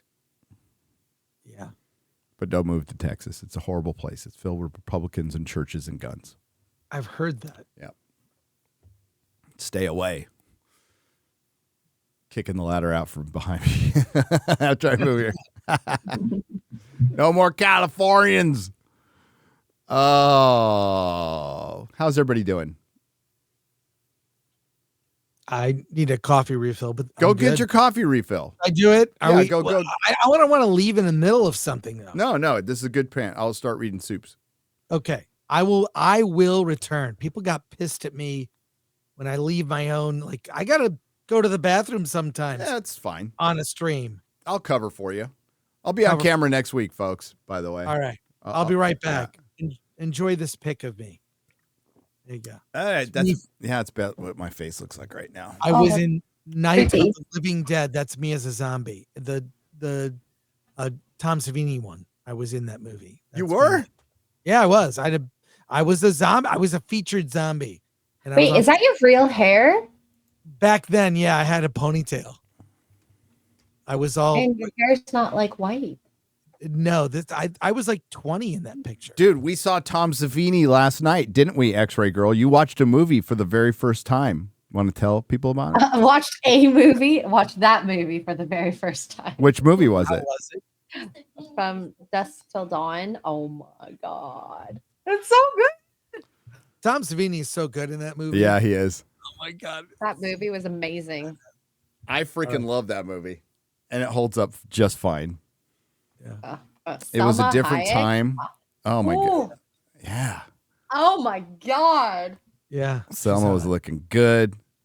Fucking hot. I'll be back. I'll be back. You go get coffee. You go get coffee. Yeah. Dusk Till Dawn. We've been watching vampire movies. Mm-hmm. I think tonight, because of the unfortunate passing of the great Terry Gore, may she rest in peace. We're going to watch Young Frankenstein, or you guys will. I'll be probably working on a video, but you guys are going to watch Young Frankenstein because you've never seen it. We're going to have a girls' night. We're going to do masks and have wine and watch movies. It'll be great. That's been every fucking night. What are you talking about? We're going to have a girls' night again. You're going to go shopping, do each other's nails. They've been pillow fighting. Yeah, it's been crazy here. I branded everybody. I know. They're all part of my cult now. That looks terrible. You need to pull your thing off. I'm gonna take. Well, I wanted to do it in the shower so that it would. Oh, okay. You didn't have to mention that to the chat, now, did you? Please. Oh. Yeah. We got the universal symbol of nerddom, a pair of glasses with a tape in the middle. It's hard to see because it's bloody. Not gonna be branding everybody or. What was the name of that cult again? Nexium. Yeah, we're not going all Nexium here. Right. Maybe Waco, but not Nexium. I'm in Texas, so no. I like this tattoo. I'm so excited for this. Yeah, it was fun. It was a fun little team building exercise. Yeah. It's been a while since I got a tat. It's been a few years. I got one more to get. I'm gonna get the seal of the Guild of Calamitous Intent on my other hand. That'll probably be my last one. You're itching it. Tattoos. No. I'm itching under it. Don't itch it. Don't itch it. Jeff up north has gifted 10 Nerdrotic memberships for $50. Thank you very much. B-Chain 315 for 50. Says, hail Gary, X-Ray Girl, and Gore. Monday, November 4th is 11 years to the day. The CCSU campus locked due to some kid returning from a weekend Halloween party with a bad Deathstroke costume. Yours truly was in the news B-roll a few days later. Happy Halloween. I don't remember that. So a bad Deathstroke costume got a campus locked down. Well, you think a good one would get a campus locked down too. That was 11 years ago. Darth Gorebag on the Streamlabs side for 2222. I've been eager to tell you you've outdone yourself once again with the top 10 Disney Star Wars failures vid. Thank you very much, Perry. Masterful. We got to put out that evergreen content once in a while, you know? We've actually done 2 in a row. Back to normal videos, back in the groove. Today, I'm just going to do a good old-fashioned article one. But no, Perry's work on that was c'est magnifique. It was great. Thank you for watching it. It is a half an hour long, so, you know, kick back, get a cup of coffee. But, now 2 of your all-time greatest videos have been made this year. The editing especially was absolutely chef's kiss. When Perry shoots back to me like, I'm having the most fun with this, you're going to love this, this is my best work. And then by the end, he's like, I want this to be done. I want to throw my computer out of the fucking window. Like, that's the editing process, okay? As an editor, all I'll tell Perry is, at least you didn't have to do that with the Kardashians, okay, bro? At least you didn't have to spend 72 hours sifting through footage of the Kardashians and coming out with about 3 minutes, and then if that 3 minutes, half of that got cut by the senior editor. I got to ask myself, what's worse? Watching Sucker Punch 150 times or sifting through Kardashian footage? And easy choice. Ninth Circle of Hell were both of them. Like, what are my 9th circles of hell? Living in a content house, that would be number 1. Right. That would be number 1. That would be the 9th circle of hell. Living in a compound with like 30 people all the fucking time. Yeah, I did that. It was called prison. It wasn't fucking fun. No. And those other 2 things, and going through Kardashian footage. It made me question. I'm like, I really love editing. I do. It's like something I love to do. Don't do it as much as I used to, obviously, but it's still here and there. Do a little clipper there. But that made me question it. I'm like, you know what? I had a lot more fun selling comics. Which I was also doing at that time. Because remember, Chris, the economic downturn of 2008? You know what I did? Oh, yeah. Did I live in a car? Did I hope a union would save me? Did I hope a politician would save me? No, I owned a business. I took on a partner at the time that I was possibly going to pass it off to. We would see. So that comic shop could continue to just hopefully break even. So I didn't have to get rid of it. And then I took another job in another city and came home every weekend with a young child. I had a very young child at home who was missing his dad all week. And that's what I did so we could pay bills and live.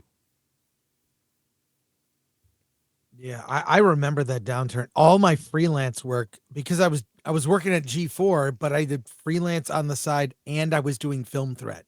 Yep. I was juggling like 5-6 things, and all the freelance went away. So I still had G4, and then I was doing Film Threat, but it was really not making money then. All the ad money went away. So I just downsized. That's what I did. Yeah, because it sucked, dude. But it was the way. I mean, what can you do?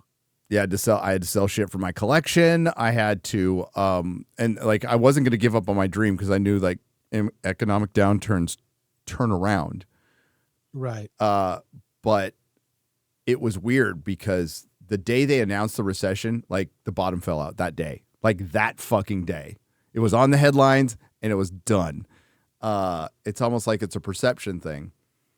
But right. What's the first thing people get rid of in an economic downturn? Leisure items. Right. Leisure items. Comic books are leisure items. Hey, Hollywood. Movies, TV shows, streaming services. These are leisure, benefits of disposable income that you do when you're comfortable. Hollywood relies on comfort. Another thing I'm never going to let go is Jar Jar Abrams' organization Bad Reboot announcing during the Summer of Love, no more white comfort when your entire industry depends on comfort. That's exactly what it is.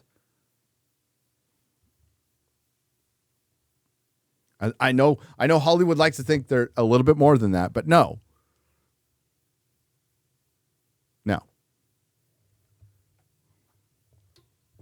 Darth Gorebag, thank you for the kind words. I will pass them on to Perry. I'm sure he will love to hear them. Ryan J. Right, oh, he's in chat? So I'm sure he heard him then. There you go. My phone has been filled with positive comments from that video.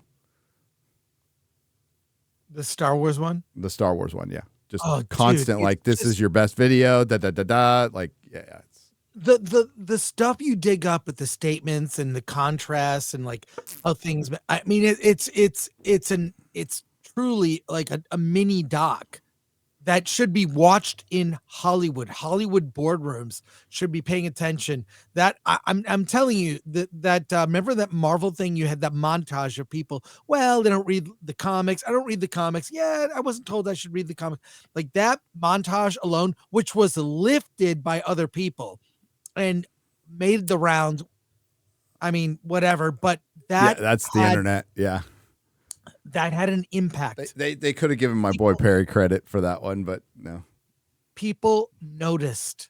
That had an impact. I think the Star Wars one will have an impact, but Star Wars just it's a hobbled, broken, and dead brand. Yep.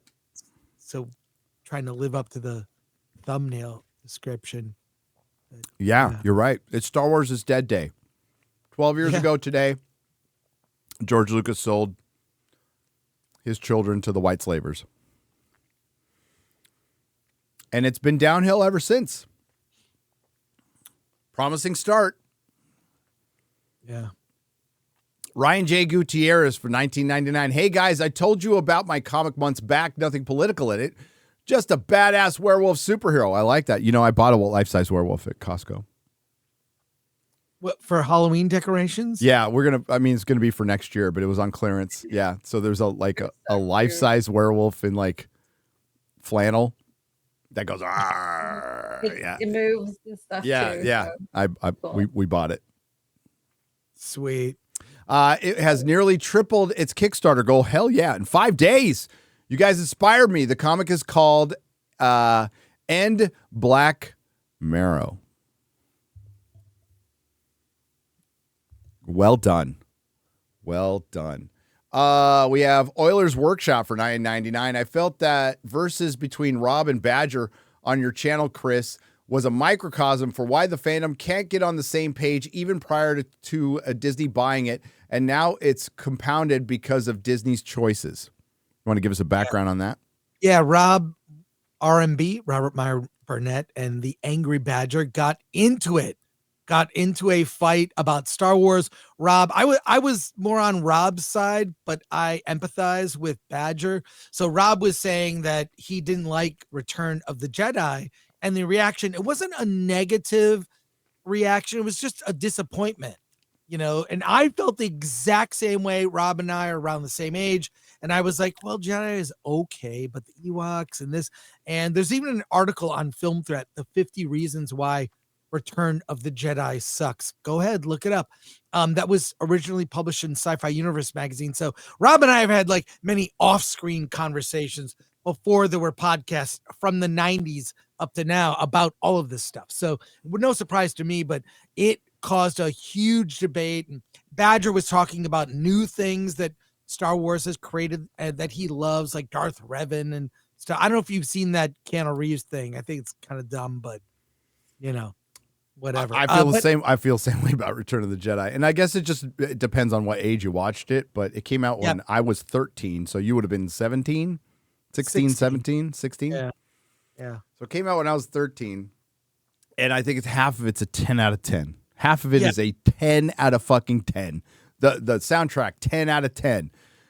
Harrison Ford's acting is utter shit in that. The special effects, before they fixed them, were bad, especially on Tatooine and with Jabba's barge. And the Ewoks. I'm not a fan of the Ewoks at all. The tone of it was off. So I've had so many discussions about it, but the movie was not. The Empire built up some epic conclusion that did not deliver, in my opinion. So it was. I don't know. I like Versus. It's a regular group, a different regular group, and we yell and argue. Yeah, the one thing people complained about that I liked was the construction of another Death Star. It's like, why in the fuck wouldn't you build another Death Star? Yeah, but I was like, another idea. Let's go to a different idea. Let's have the conclusion should have been Coruscant. It was, Darth Vader's throne. Darth Vader has his own throne room that was, on some lava planet, with a volcano. Like that could all these, that they revisited in the prequels, but there were a lot of great ideas, and the original script, or the original scriptment, was great for Jedi, and they just were trying to wrap it up. George was having marital problems. Gary Kurtz left, and he was really the George was kept from bad decisions by Gary Kurtz and Marshall Lucas. Because so many things this is to me the holy grail, finding the original assembly cut of Star Wars, which is nearly 3 hours. It's black and white, which is they would get it's just cutting it together, everything that's in the movie. And George for years allowed a film professor, I forget where, to show it to his class, to show how much a movie changes from rough what you shot to sound mix, music, all of that. You can find articles about it. I mean, I would love to find that someday. Hell yeah. Real relic. But no, it was a good thank you to the super chatter about we get into fun debates. That's what it's there for. That's a good debate. Yeah. I like Badger. Badger, good dude. Badger's, yeah. Yeah. We love our R&B. Yeah. The Grizzly for $10. I gave this warning 4 years ago, and I shall again. And a certain orange man gets back in office. Expect Hollywood to go nuts more than it did in 2016. I expect anti-president PSAS before every movie. Oh, PSAs. Well, I'll say this, Gary. We're going to talk about this on Hollywood on the Rocks with Alan. The reaction, Hollywood is bracing for Trump, and there's a email newsletter called The Ankler. It's a blog. I sent it to you while we were talking. I sent you the email from a person and they're bracing for Trump. They're just bracing. Hollywood's they're getting ready, and the reactions are surprising, and they're all anonymous. So look at that. Might be something to talk about on FNT. But I am definitely going to look at that. Yeah. Even before my video being made. But yes, I made a video earlier this year. Can woke Hollywood be unburdened by what it's been? And the whole point of it was, can they resist freaking out if Trump gets elected? Because they need to. They need to shut the fuck up. Like Hollywood, seriously, this era needs to shut the fuck up.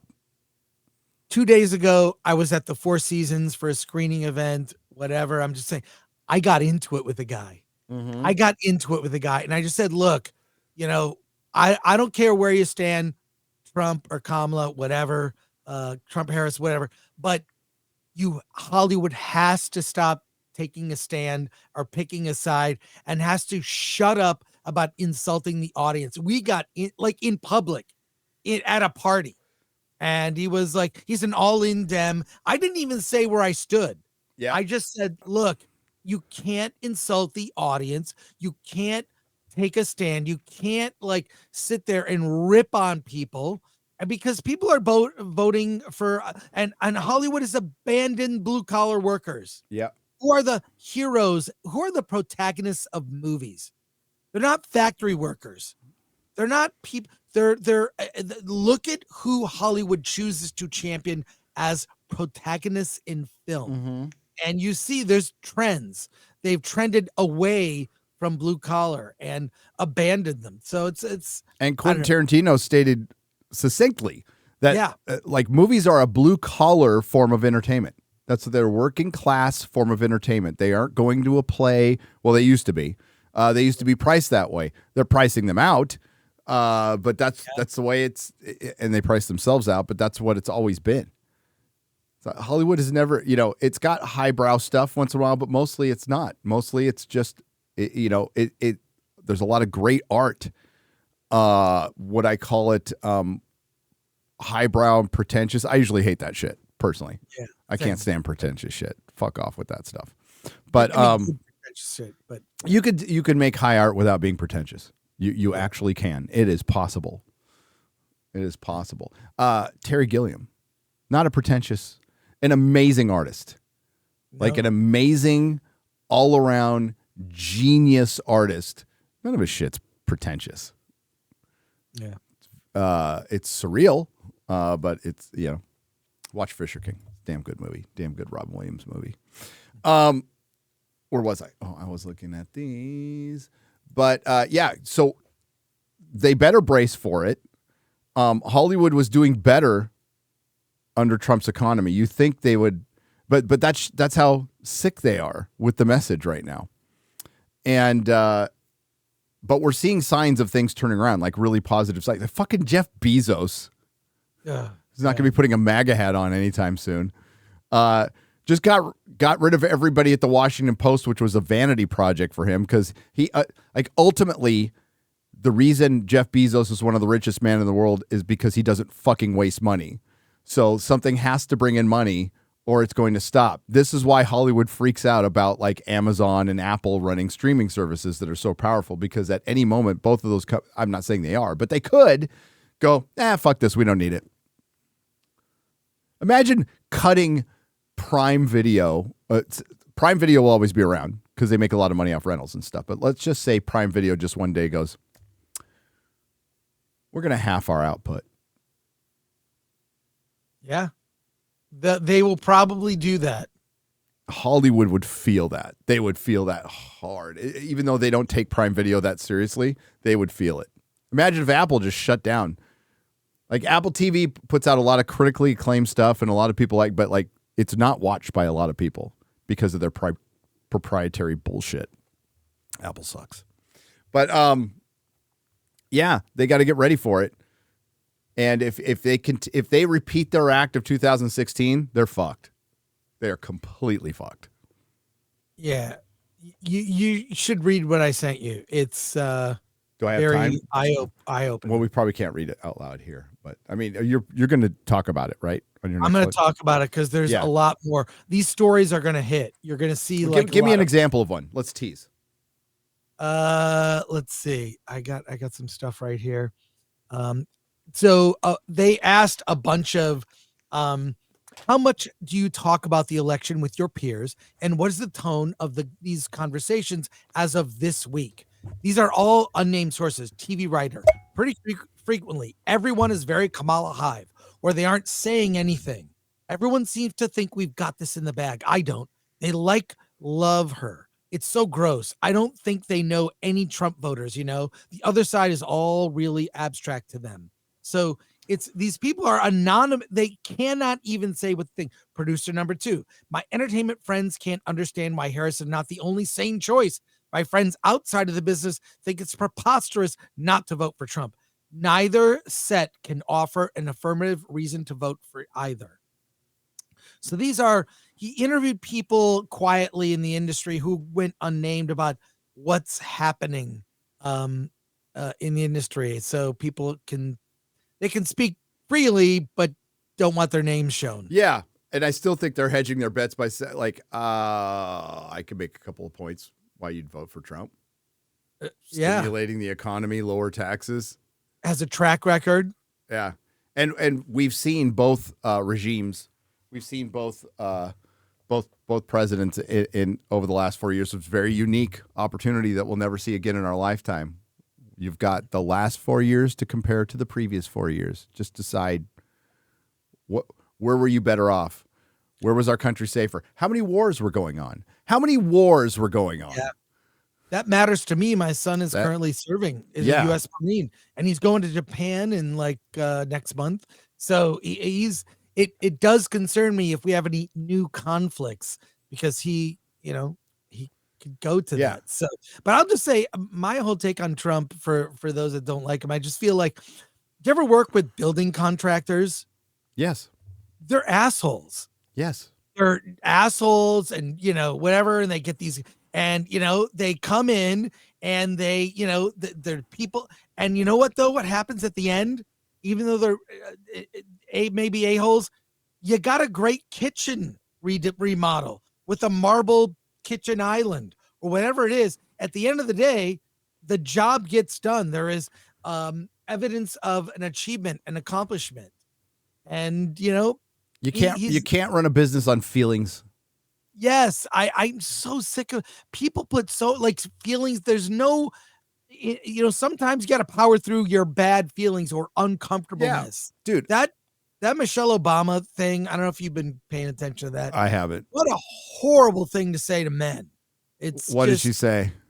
Basically, you don't have a right. You're what you need doesn't supersede the women in your life, basically. So you should be ashamed to consider voting for Trump. So I don't know. I of a bold statement coming from a dude. No, I'm just kidding. Yeah. But all I'm saying is, look, I sometimes not the nicest people or a-holes get shit done. I think Hollywood was better when there were more assholes. Dude, I was in the auto industry. Master techs to a man were fucking assholes. Complete assholes. They made a lot of money though. They got their shit done. They're prima donnas. As a man, you don't give a fuck if someone's an asshole. They're like, whatever. Care. We're on the same page. We have to get this done. We have to accomplish this task. And we've so feminized everything, including male only spaces. God, the NFL is so hard to watch now. Oh, it was so easy to quit. But do we have to do the pink shoes for this or the pink that, or they're constantly trying to, even I saw some sketch. They do these dumb sketches in the NFL and it's all trying to appeal to women. And it's so I want a thing where women like football already. Yeah. Yeah. The way it was. The hot women, they like football. Yeah. Hot women like football. There's a lot of women in football games. What are you fucking talking about? I've been to a lot of football games. I'm saying they try to appeal to a certain type of woman that they'll never be a fan. I want male only spaces. I want dude, where we can. You want women to watch? Shit. Just roll out the true crime shit, just all day long. That's all they watch is true crime. There's some weird thing with women. Maybe you can explain it to me, X-Ray Girl, where they love to see their fellow women murdered by somebody, and then that guy possibly get caught. That's what true crime is. Violence against women, lots of violence against women, and then maybe the guy gets caught. I talked to somebody from Blumhouse. We got in a whole discussion about horror. The majority of horror fans are women. Women are more fans of horror than men. I mean, you can look at Barbie, that's for girls. Star Wars, that's for boys. We've established it. Right. But horror is mostly female fans. It depends. Yeah, it depends on the horror, but the kind of horror that's coming out now, which is, it's kind of a renaissance. It's kind of cool. What they're doing. They're doing some different stuff. But yeah, women like to see bodies shredded. This isn't horror, but my wife was obsessed with bones. So I'd get my dinner after work and I'd sit down, and then there's some postulating body being ripped open on bones that's degrading from some chemical burn or something like that. And I'm like, I'm trying to eat. She's like, I love this show. And I'm like, really? Yeah. Well, it's David Boreanaz. Let's be real. I was going to say, he mostly makes the show up for me. Yeah. But women love horror and they like true crime. And that's totally fine. It's totally fine.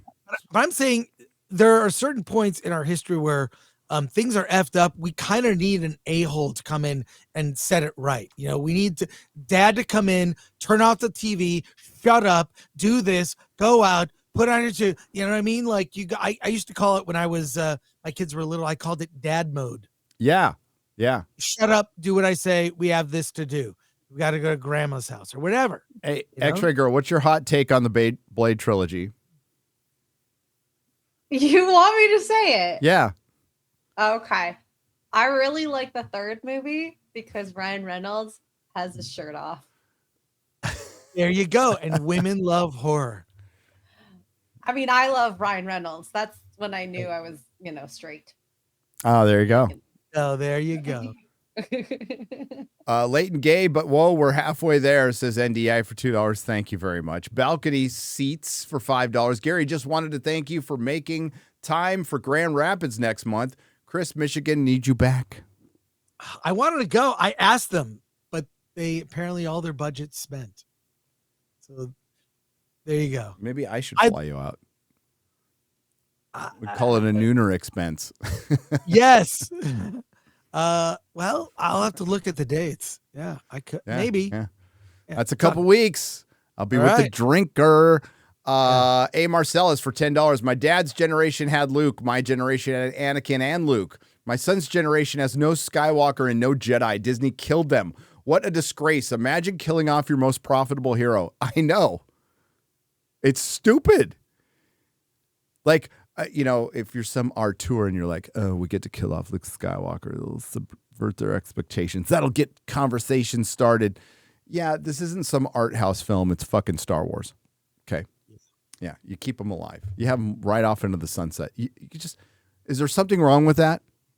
They always, like, in every sequel, this goes back, like, in a sequel, you'll see our hero get with a girl, and then that girl just disappears for some reason in the sequel, even though she was the impetus of the entire movie. They even made fun of it in Austin Powers. There was always something like that, and I get it. But, like, hey, let's kill our heroes. Why couldn't Han Solo just fly off into the sunset? It's like, I'm getting too old for this shit. You guys take over. Here's my ship. No. Yeah. Like, I wonder if there's an impact, to legacy characters being killed. What does it affect? The licensing, the merch? Like, I think it does. Value? Well, look at Han Solo. Look at the Solo film they came out with after he was killed. Look at Black Widow. Black Widow had a solo film after she was killed. And all you see is a dead character. Yeah, I mean, like, Spock was dead for not even like 2 years. Like, right? They did the, Grathicon, amazing. It was such a cultural moment to kill Spock. Sorry, spoilers. It's been out for many years. Damn it, Chris. So, and then they brought him back the title was a spoiler. The Search for Spock. I mean, come on. Whatever. I know. We all knew who was coming back when they showed the end. Yeah, I just, like, it's like a cover of a comic book. Robin dies this issue. I know. Danny Tatman 12 on the Streamlabs side for $5. Just watched Shaun of the Dead in theaters.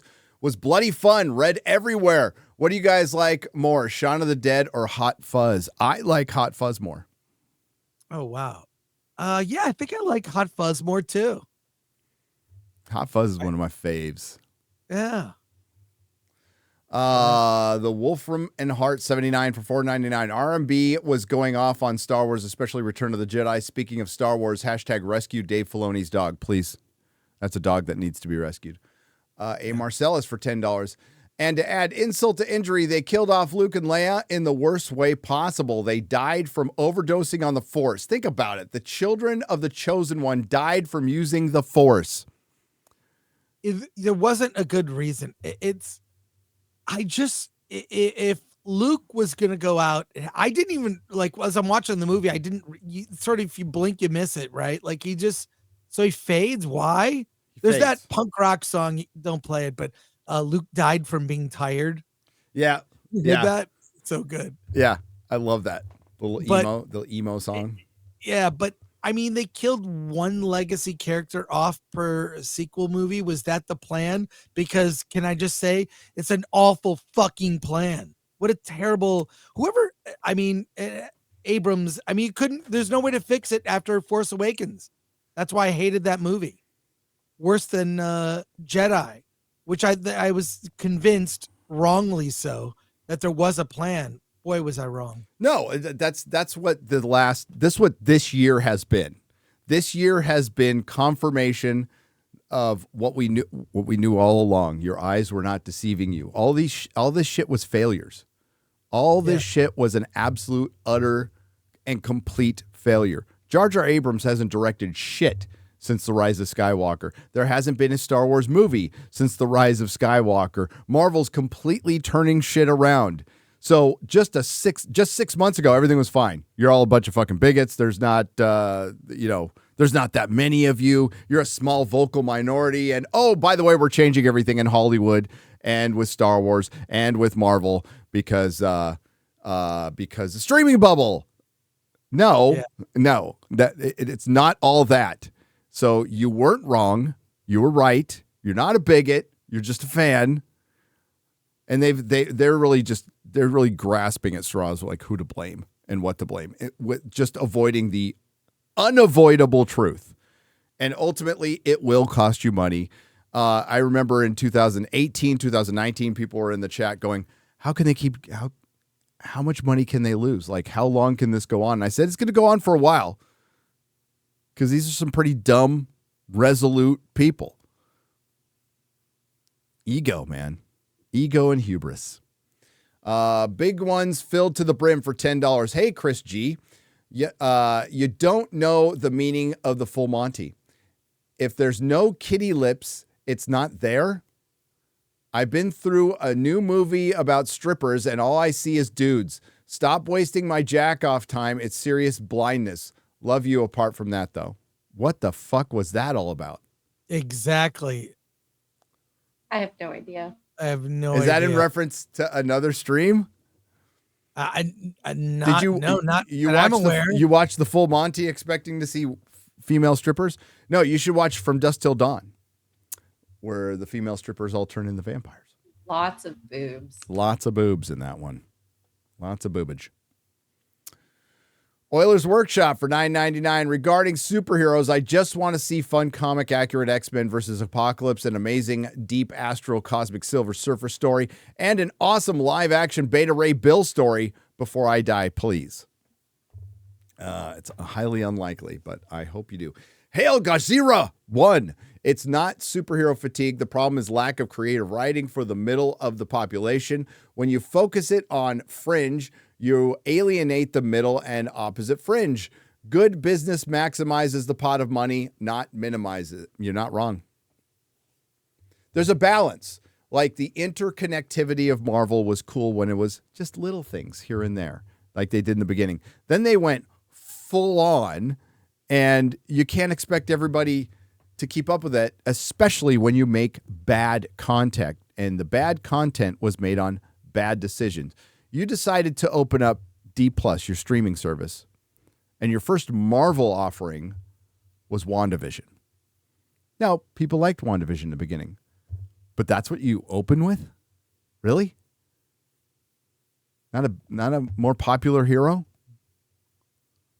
Yeah. Like that, and then you follow it up with just a bunch of ancillary stuff instead of like, hey, let's make a Hawkeye series. Hawkeye's been done kind of dirty in the Avengers movies. Let's make just a Hawkeye series where Hawkeye is doing Hawkeye shit. That would have done better. It would have done better, and it can lead into something else. Or a Captain America story returning the Infinity Stones. Yeah, there you go. Trying to avoid getting involved in conflicts, and it's that's an untold story, at least for the MCU.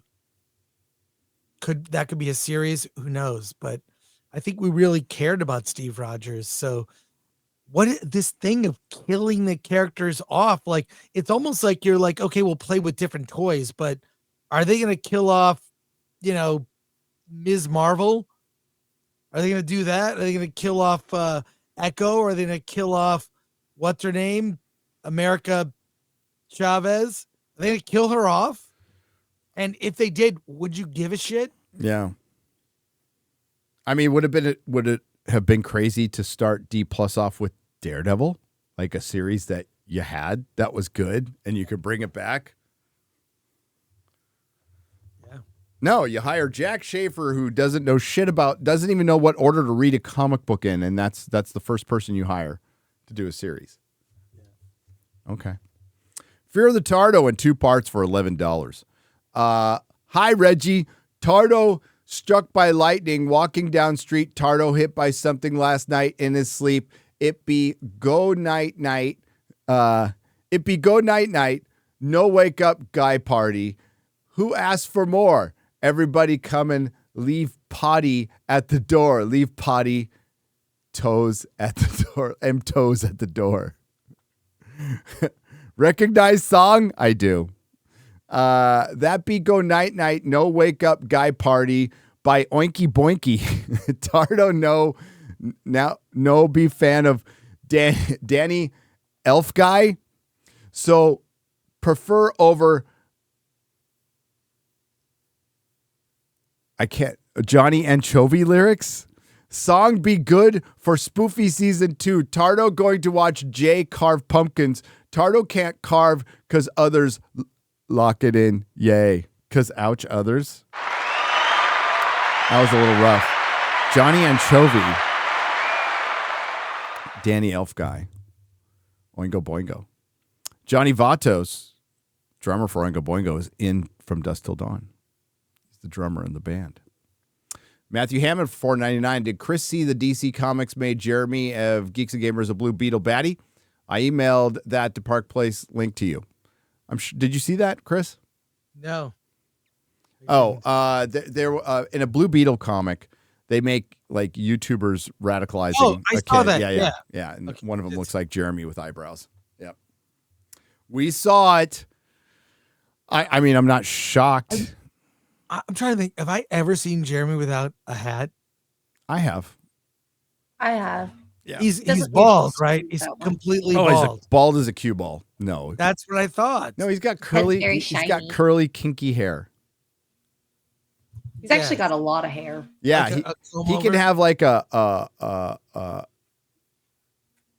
it's not a Jufro. It would be a cracker fro. like Seth Rogen, Yeah. just like that. I think he should grow his hair could be like Epic Mike's. It'd be awesome. Here's my take on that thing. It's dumb. It's dumb. Like, first of all, take it as a compliment, whatever. But Jack Kirby and Stan Lee and some of the greats in this industry. You know what they were influenced by?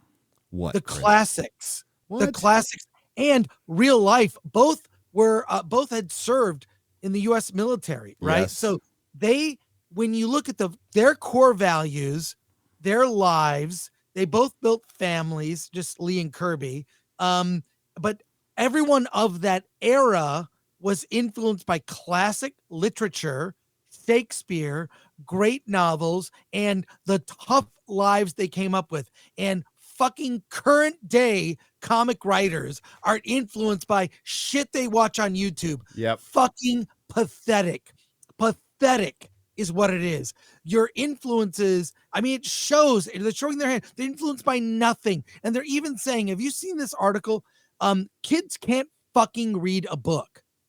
Like kids going into college now, they get, you go into college, hey, read this book, read this book, read this book. They don't have the attention span to read novels or books.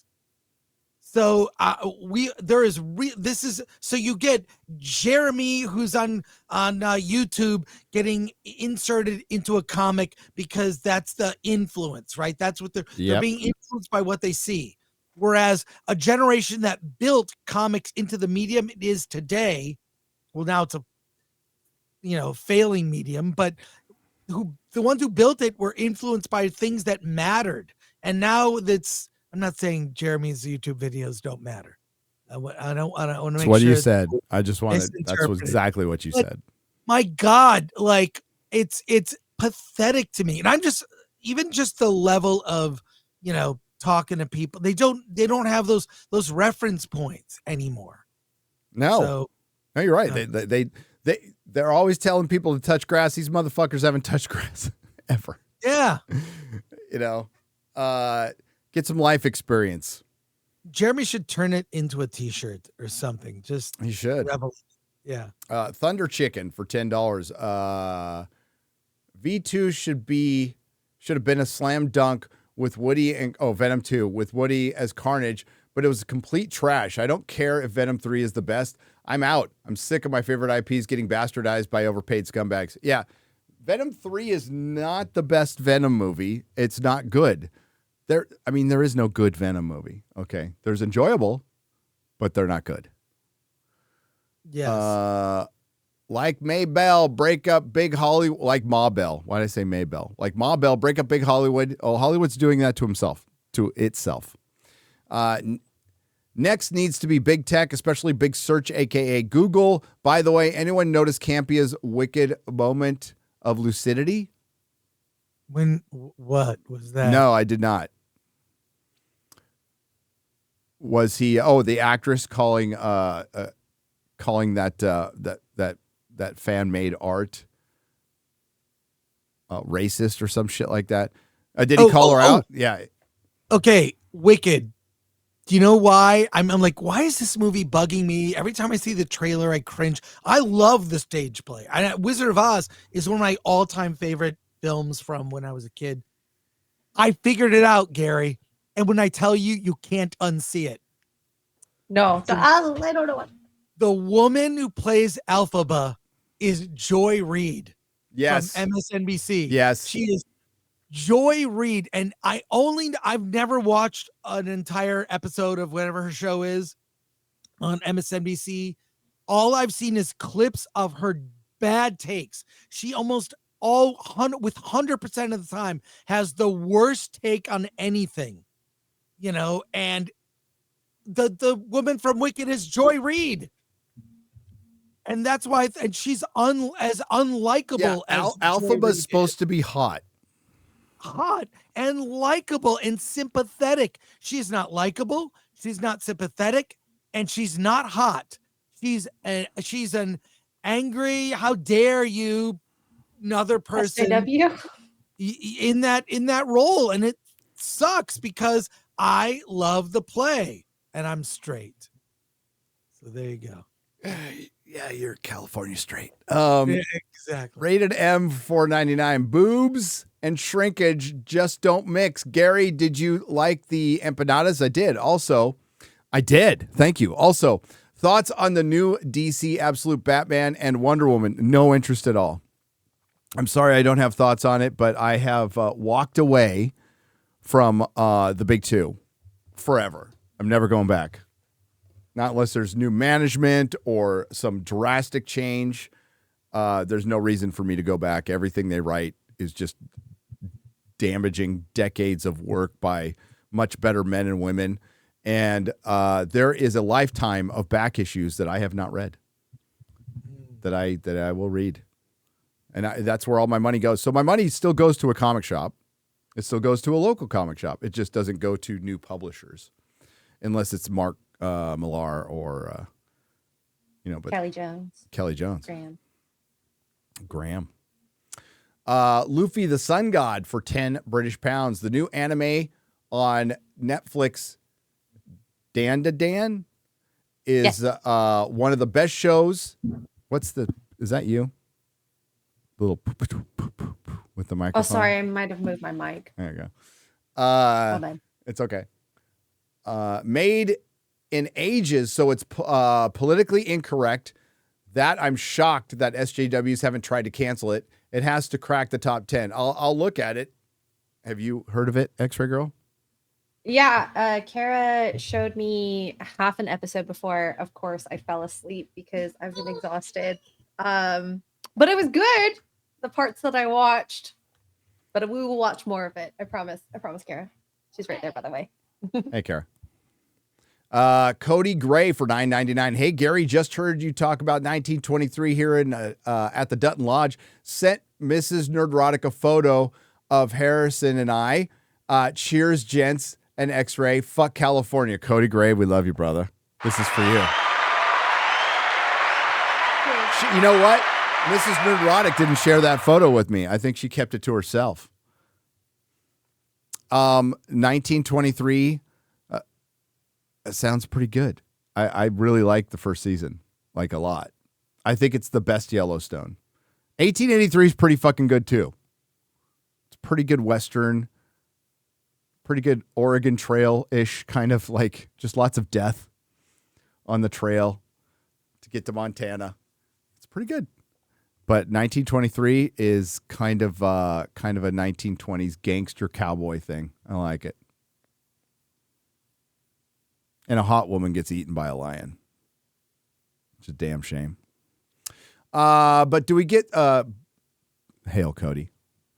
Jediah Ben for $1.99. Jedi Ben. That says Jediah Ben. How does that Jedi Ben? Oh, Jedi Ben. Okay, so there's an I. Yeah, totally gonna get that all the time. Thank you though. But do we get Silver Surfer? Moose Knuckle? You mean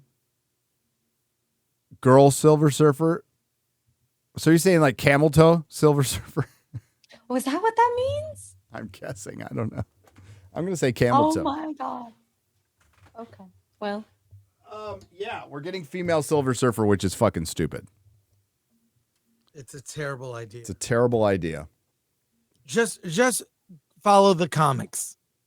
Just follow the comics. Yeah, dude. Fantastic Four. 48, 49, 50. Yeah. Oh my God. I remember reading that as a kid. Freaking changed my life. And I read it even before Star Wars came out. And I remember thinking, my God, I will never see a movie as good as the story I just read. Right. I'm going to be breaking out my Fantastic Four on Real BBC soon. Yeah. You probably have those original issues, don't you, Gary? I do. I do not. I do. How much are those worth?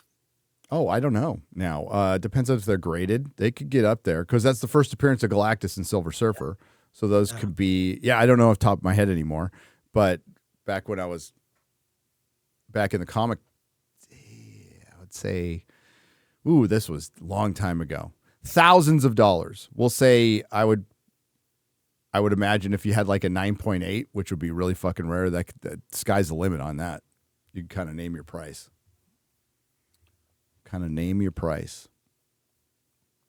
But no, you know what? I used to be so locked into comic values that I could have told you off top of my head. But I remember the comic buyer's guide. You get that, you pour over it. I sold the first appearance of Silver Surfer that was in very fine condition for $5,000, but that was like 20 years ago. This copy was sweet. It wasn't near mint, but it was close. But I had Amazing Fantasy 15s in my store all the time. I think I went through like 10 copies of Amazing Fantasy 15. It was semi-affordable back then. Now a 1.0 is like $24,000. Jesus. Yep. Oh my God. Yep. A 1.0? A 1.0, 1.5. A 1.0, 1.5 will garner you $24,000. And that's you know what? insane. If you have the money, buy it. If you have the money, absolutely fucking buy it. That one will never go up. It'll never go down in value, ever.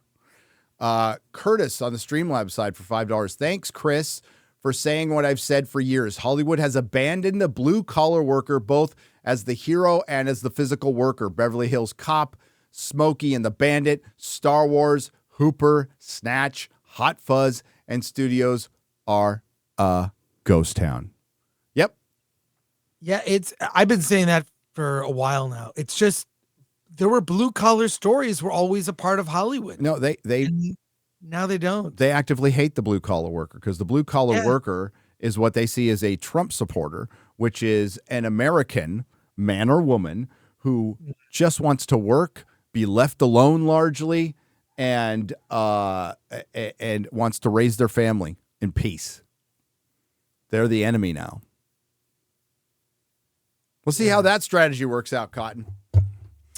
No note for $10. According to my friend's son, who is rather high up in the music production for the Disney, is using AI to create soundtrack music for their TV shows. Not surprised at all. Why wouldn't you?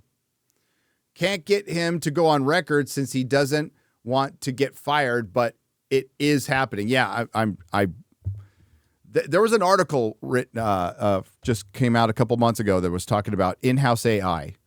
So these companies came out like, oh yeah, we're against AI, copyright infringement and everything, but that's the general AI. But you can make your own Disney AI, and you control all those characters, and you can get Disney-style 2D animation in our lifetime that will look fucking great. That's reality. Whether you like it or not, that's reality. The animator is on his way out. And it sucks. It does suck. Not to extend the show longer with weird asides, but that's kind of the show. Do you know what's on the cover of Amazing Fantasy number 14? Show me. I'll show you right now. Share that. That's the image. Amazing adult fantasy. Beware the giants. Yeah, that's right. The creativity. I would love to get famous comics that were the issue before the issue that changed everything. Like Detective Comics 26. You know, what's on that cover? Wait, no, on Detective Comics number 1, I think it is.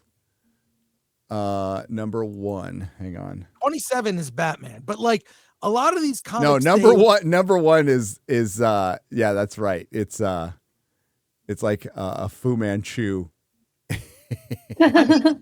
Comics of that era were wildly creative. I loved it, but like I'd love to get you obviously everyone knows off the top of your head Amazing Fantasy 15, Detective Comics 27. What were the comics that preceded that they were like, we're out of ideas? I don't know, Batman. We're out of ideas. I don't know, Spider-Man. Well, okay, a lot of people don't know that not really in Amazing Fantasy, but in Strange Tales. Oh wow. Not Strange Tales. Was it? Look, it's Slant Man. I'll find it. That's Alan. Don't talk about him like that. That's my dad. Yeah. Oh my God. I shouldn't have said that. That'll whatever. But like I mean, yeah, or Journey into Mystery. I don't know. Yeah, it was Journey into Mystery. So Journey into Mystery had prototypes for Aunt May, Uncle Ben, had prototypes for Spider-Man. So a bunch of the characters that became like Rick Jones, all these characters were in comics like that, in Journey into Mystery or Tales of Suspense or Strange Tales or whatever. That like they workshopped all those characters and reworked them in. It was a sandbox. It is sandbox where they just throw ideas. Help me, chat. I'm pretty sure it's a Journey into Mystery that has the first Aunt May and Uncle Ben. I own it. It's one of those. But and then I was such a I don't know, just that era of creativity. I mean, I used to buy reprints as a That's kid. Detective Comics number 1, by the way. Oh. 1937. That's insane. Yeah. Yeah.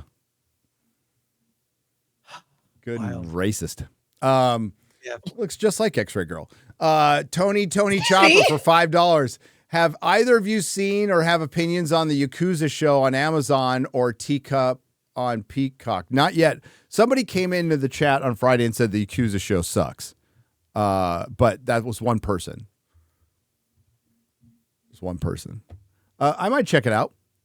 Hi, King Feanor. Alpha Chad of Middle Earth for $2. Good morning, guys. Hope all is well. Hope all is well with you, my brother in sobriety. Hope you're doing well. Inakmamon reviews and rants for $10. Near Dark is an underrated vampire movie that not enough people have seen. Near Dark. I've seen Near Dark. Chris has seen Near Dark. Yeah. It was directed by Catherine Bigelow, her first and best movie, starring Lance Henriksen and Bill Paxton, and had music by Tangerine Dream. Near Dark is amazing. What I was reminded of is the HBO movie with Fred Ward, where he is a detective. It's a noir fantasy. I forgot what it's called again now. I need to see that. Fred Ward, noir fantasy, HBO movie. HBO movie is called Cast a Deadly Spell. Fred Ward stars in a 1991 TV movie, Cast a Deadly Spell, as a private eye in 1940s Los Angeles who must find an ancient text. And I saw a clip on Twitter where like he's kicking a gargoyle in the balls, and I just like Fred Ward. I'm like, you know what? I need to see that again. It's been many, many, many, many years. Kate C, a.k.a. Snake Plush Kitten for $10. Chris, would the Dobermans attacking Mengel's crotch scene from The Boys from Brazil and the Is It Safe scene from Marathon Man be considered a horror film by men? Probably not horror adjacent, but A horror scene. Yeah, horror scene. Yeah. A moment of horror. Magnum Norse for $10. I can't wait for The Last of Us season 2 because they're going to go true to the games. My bean is going to jump out of my box. I'm so excited. Let's break out the golf club, Pedro. Your bean is going to jump out of your box. Wow. Okay. Mo Zamboni for $5. As someone who was bullied as a kid, watching Bill Bixby turn green, irises turn green, was always cathartic because the bad guys were going to get some comeuppance. Yes. Hey, Gary, I spent $200 on a 2.0 first appearance, Reverse Flash, and here's my favorite character ever. As a guru, do you think that was a good price? $200? Yes, absolutely. The cover still looks good. God bless. Yes, that's a good price. That's the difference between first appearances from DC and the first appearances from Marvel. Night and day. That's what happens when you flip your universe every 10 or 5 years. By the way, the Amazing Fantasy 14 is $300. Yeah. You could totally go get it. Yeah. I can't wait to break up my run of Fantastic Four. Negan Jack Napier for 5 Canadian pesos. Have you guys seen Yahya Abdul Mateen II Wonder Man footage? Please react to it, though. And prediction. Yeah, let's find it. I didn't know there's footage. There's footage. Oh, it must be part of that sizzle reel. Find the sizzle reel with the whole sizzle reel. There's a sizzle reel of the announcements, and I'm guessing Daredevil was part of that. Thoughts and predictions. Mute. X-Ray Girl. We're getting a little in the background from you typing. Thoughts and predictions for the show and where he stands in the MCU. I have no desire to even see a Wonder Man that doesn't look like Wonder Man from the comics. I don't care. By the way, I don't think that's typing. Not going to say exactly what X-Ray Girl's doing. It ain't typing. I'm glad she's not paying attention. I'm just going to leave it there. It's not paying attention. Hang on.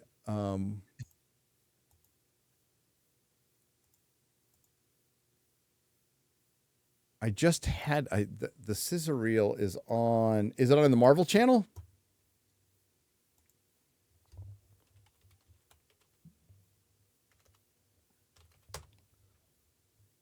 Is it the look ahead? Yes. It's Marvel Television official trailer, Daredevil Born Again. I got to teach you guys how to search. Here, I got it. Here. I wonder. Yeah, okay. Here it is. Here it is. We're going to react to the whole thing. Here you go, X-Ray Girl. Cool. Yeah. I just searched Wonder Man and found it, by the way.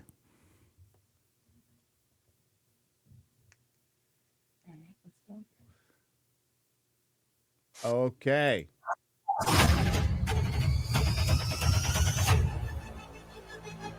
It's been some time, hasn't it?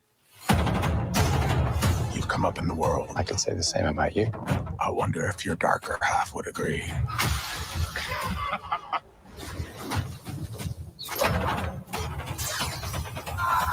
Exactly what kind of a lawyer are you? A really good one. Miss me. Oh! I don't like the animation. Yeah. Oh! Undeniable. Anyone who's ever accomplished anything iconic in life has had to do some questionable things to get it done. For an adventure? Oh, God. That's all they will sing about for ages.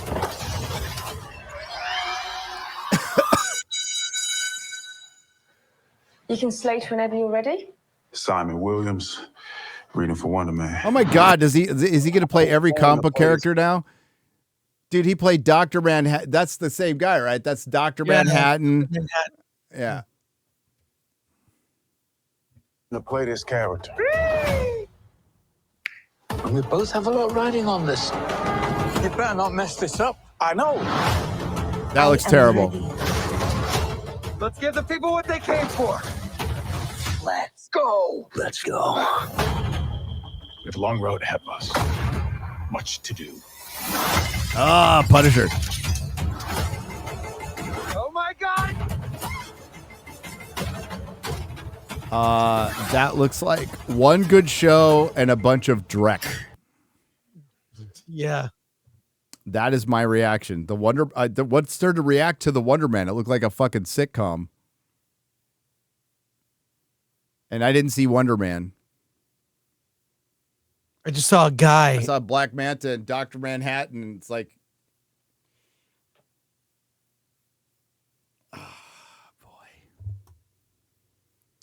there, we reacted to it. Yeah, that was the reaction. It's kind of lackluster. Very lackluster. The Ironheart looked the worst. That looks terrible. It looks like a lot of effort was put into that. So thank you.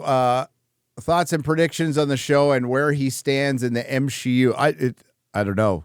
It would be MCU if Wonder Man was second fiddle to some rando female character in his show. Clank Clank, I'm a tank for $2. I want a Brightburn villain universe. There you go. Beardo shirt for $5. Speaking of the TDS and Daredevil Born Again, it will be inevitable that Lex Luthor, like Homelander, a Trump allegory in DC's upcoming Gunverse. It's going to be hard to resist for Hollywood. Resist. Raven Black Sparrow for $5. Didn't Spider-Man's daughter Meg Parker start from What If? Yes, she did. Book before the series started. Yes, she did. Clank Clank, I'm the tank for $5. June is Butt Stuff Awareness Month. That is why they're dropping Gay Lame Chick Iron Man here. I hope we see some of the Defenders in New York in Daredevil. I wish that they would have done a proper Defenders movie. That's me. The proper Defenders, Doctor Strange, Hulk, yeah. Valkyrie, Namor. And then you can mix in Daredevil was in there. Luke Cage was in there. Angel, Iceman, Silver Surfer. It was a good team. The early days of that book were fucking awesome. I bought #1 off the rack in the day. Eyes of Wakanda, and in my head, I hear the theme to Texas Walker Ranger. The eyes of Wakanda are upon you. Anything you do, she, her, they, them are gonna see. This is Dad Builds for $5. Nico, is that supposed to be a word? Nico's something. For €5. The only Acolyte actress I felt bad about was Daphne Keane because I think she's a good person. Yes, she made the Wokalite comment, but then she moved on. Nothing personal against the actors of the show. It was just a bad show. We're going to point it out. Amanda Stenberg brought all the heat she got on herself. So hopefully that's, as they say in Hollywood, a teachable moment. Zodlander for 50 Swedish krona. So people are leaving the U.S. because of the taxes and going to England? Are the redcoats are taking back the colonists?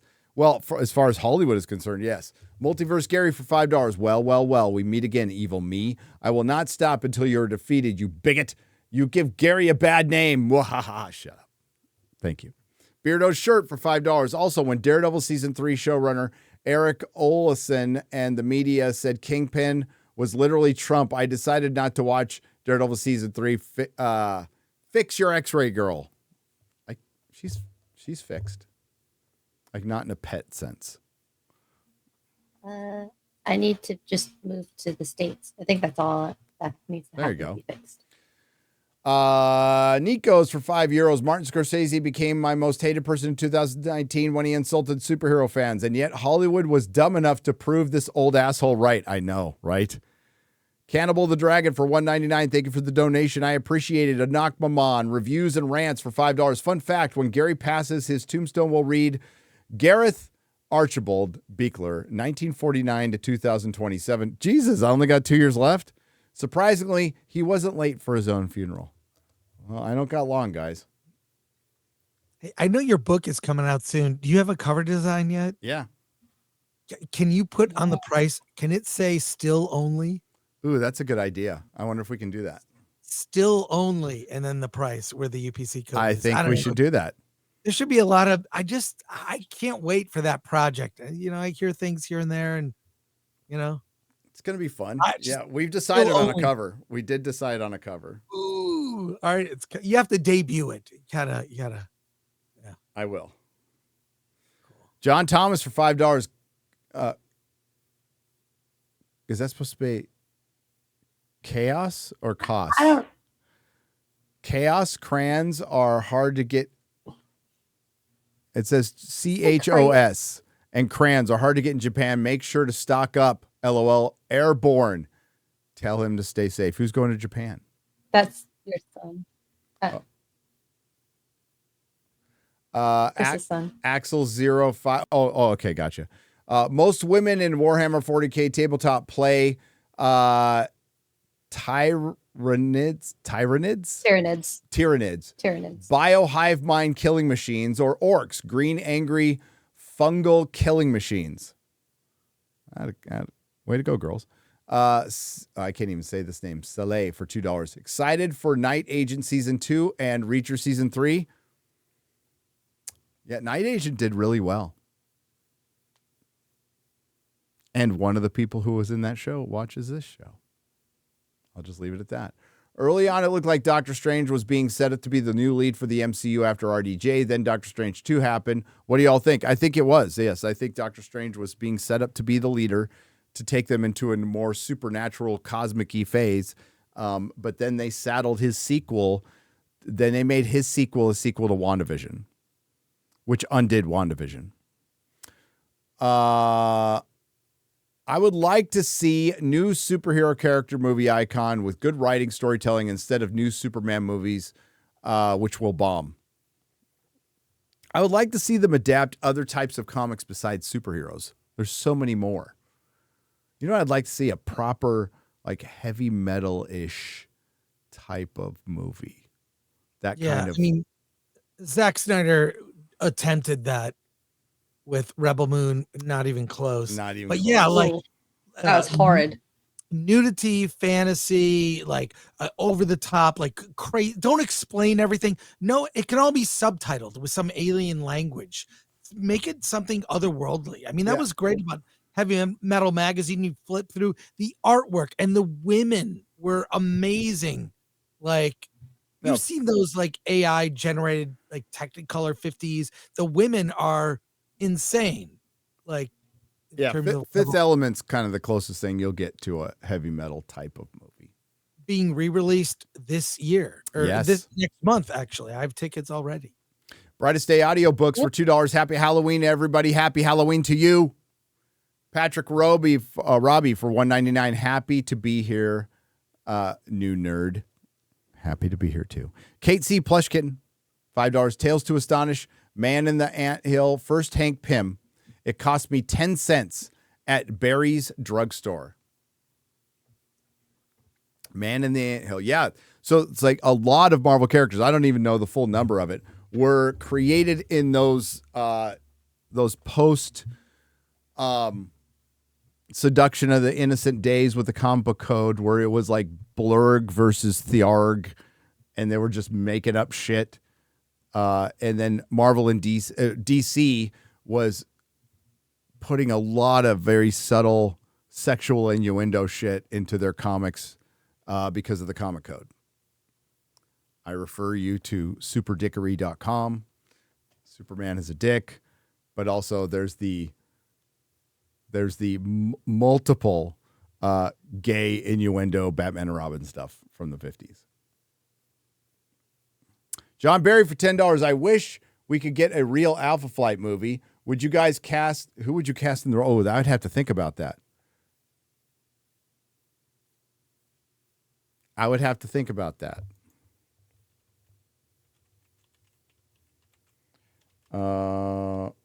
Who would be?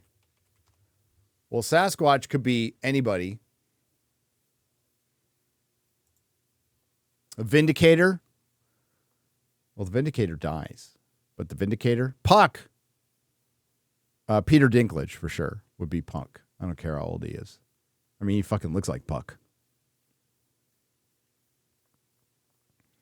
Magnum Norse for $10. We need Ironheart and Eyes of Wakanda starring George Floyd. Oh, well, it's a little late for that. Congratulations on the sobriety. Clank, clank. I'm the Tank for $5. Why do non-binary make good horror serial villains? Because they slash them.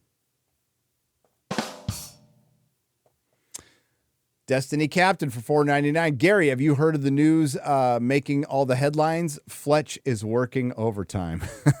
Fletch. Gary, did you take X-Ray to the Alamo like a good Texan? Also, the Goliad is pretty cool. Says, I haven't been to the Alamo. Have you been to the Alamo, X-Ray girl?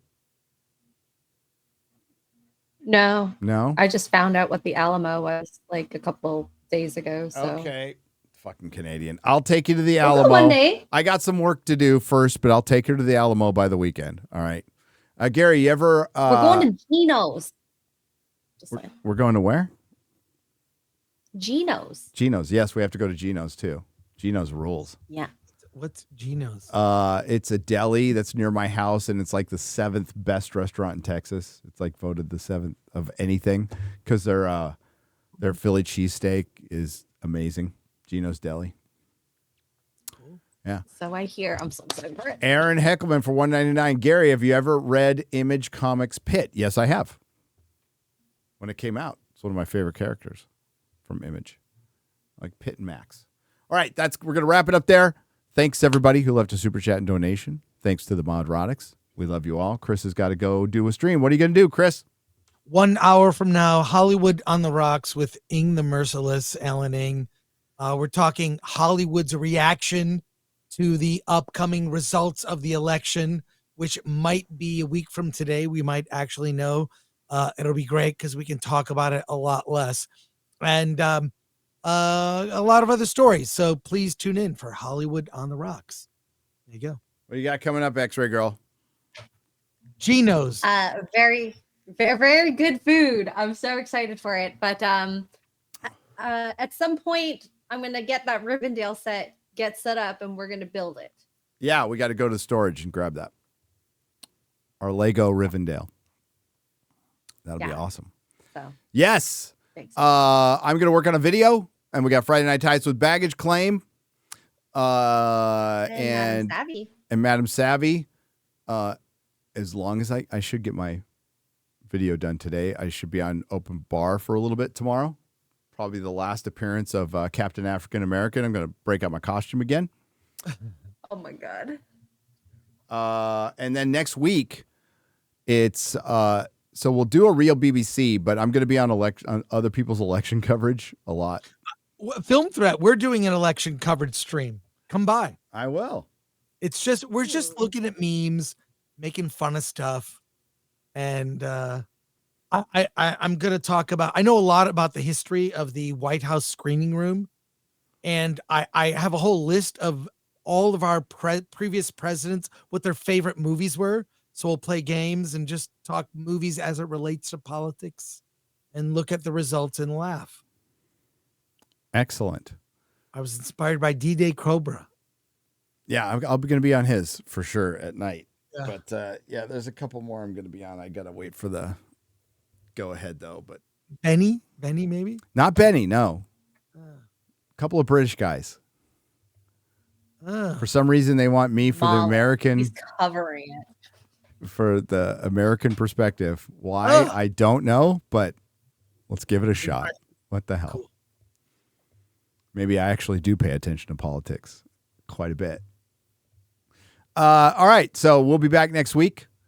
We'll know who the president is next show, right? There's a 100% chance we'll know who the president is a week from today. I hope so. I'm sure that will happen. Yes. What's up, X-Ray Girl? Bushin Ryu Cat for $2 says, I want to remake a Battle Beyond the Stars. Ooh. They did it. It was called Rebel Moon. It was terrible. Yes. But I love that movie. Great score. I love that movie to death. Yeah. All right. Thanks, everybody.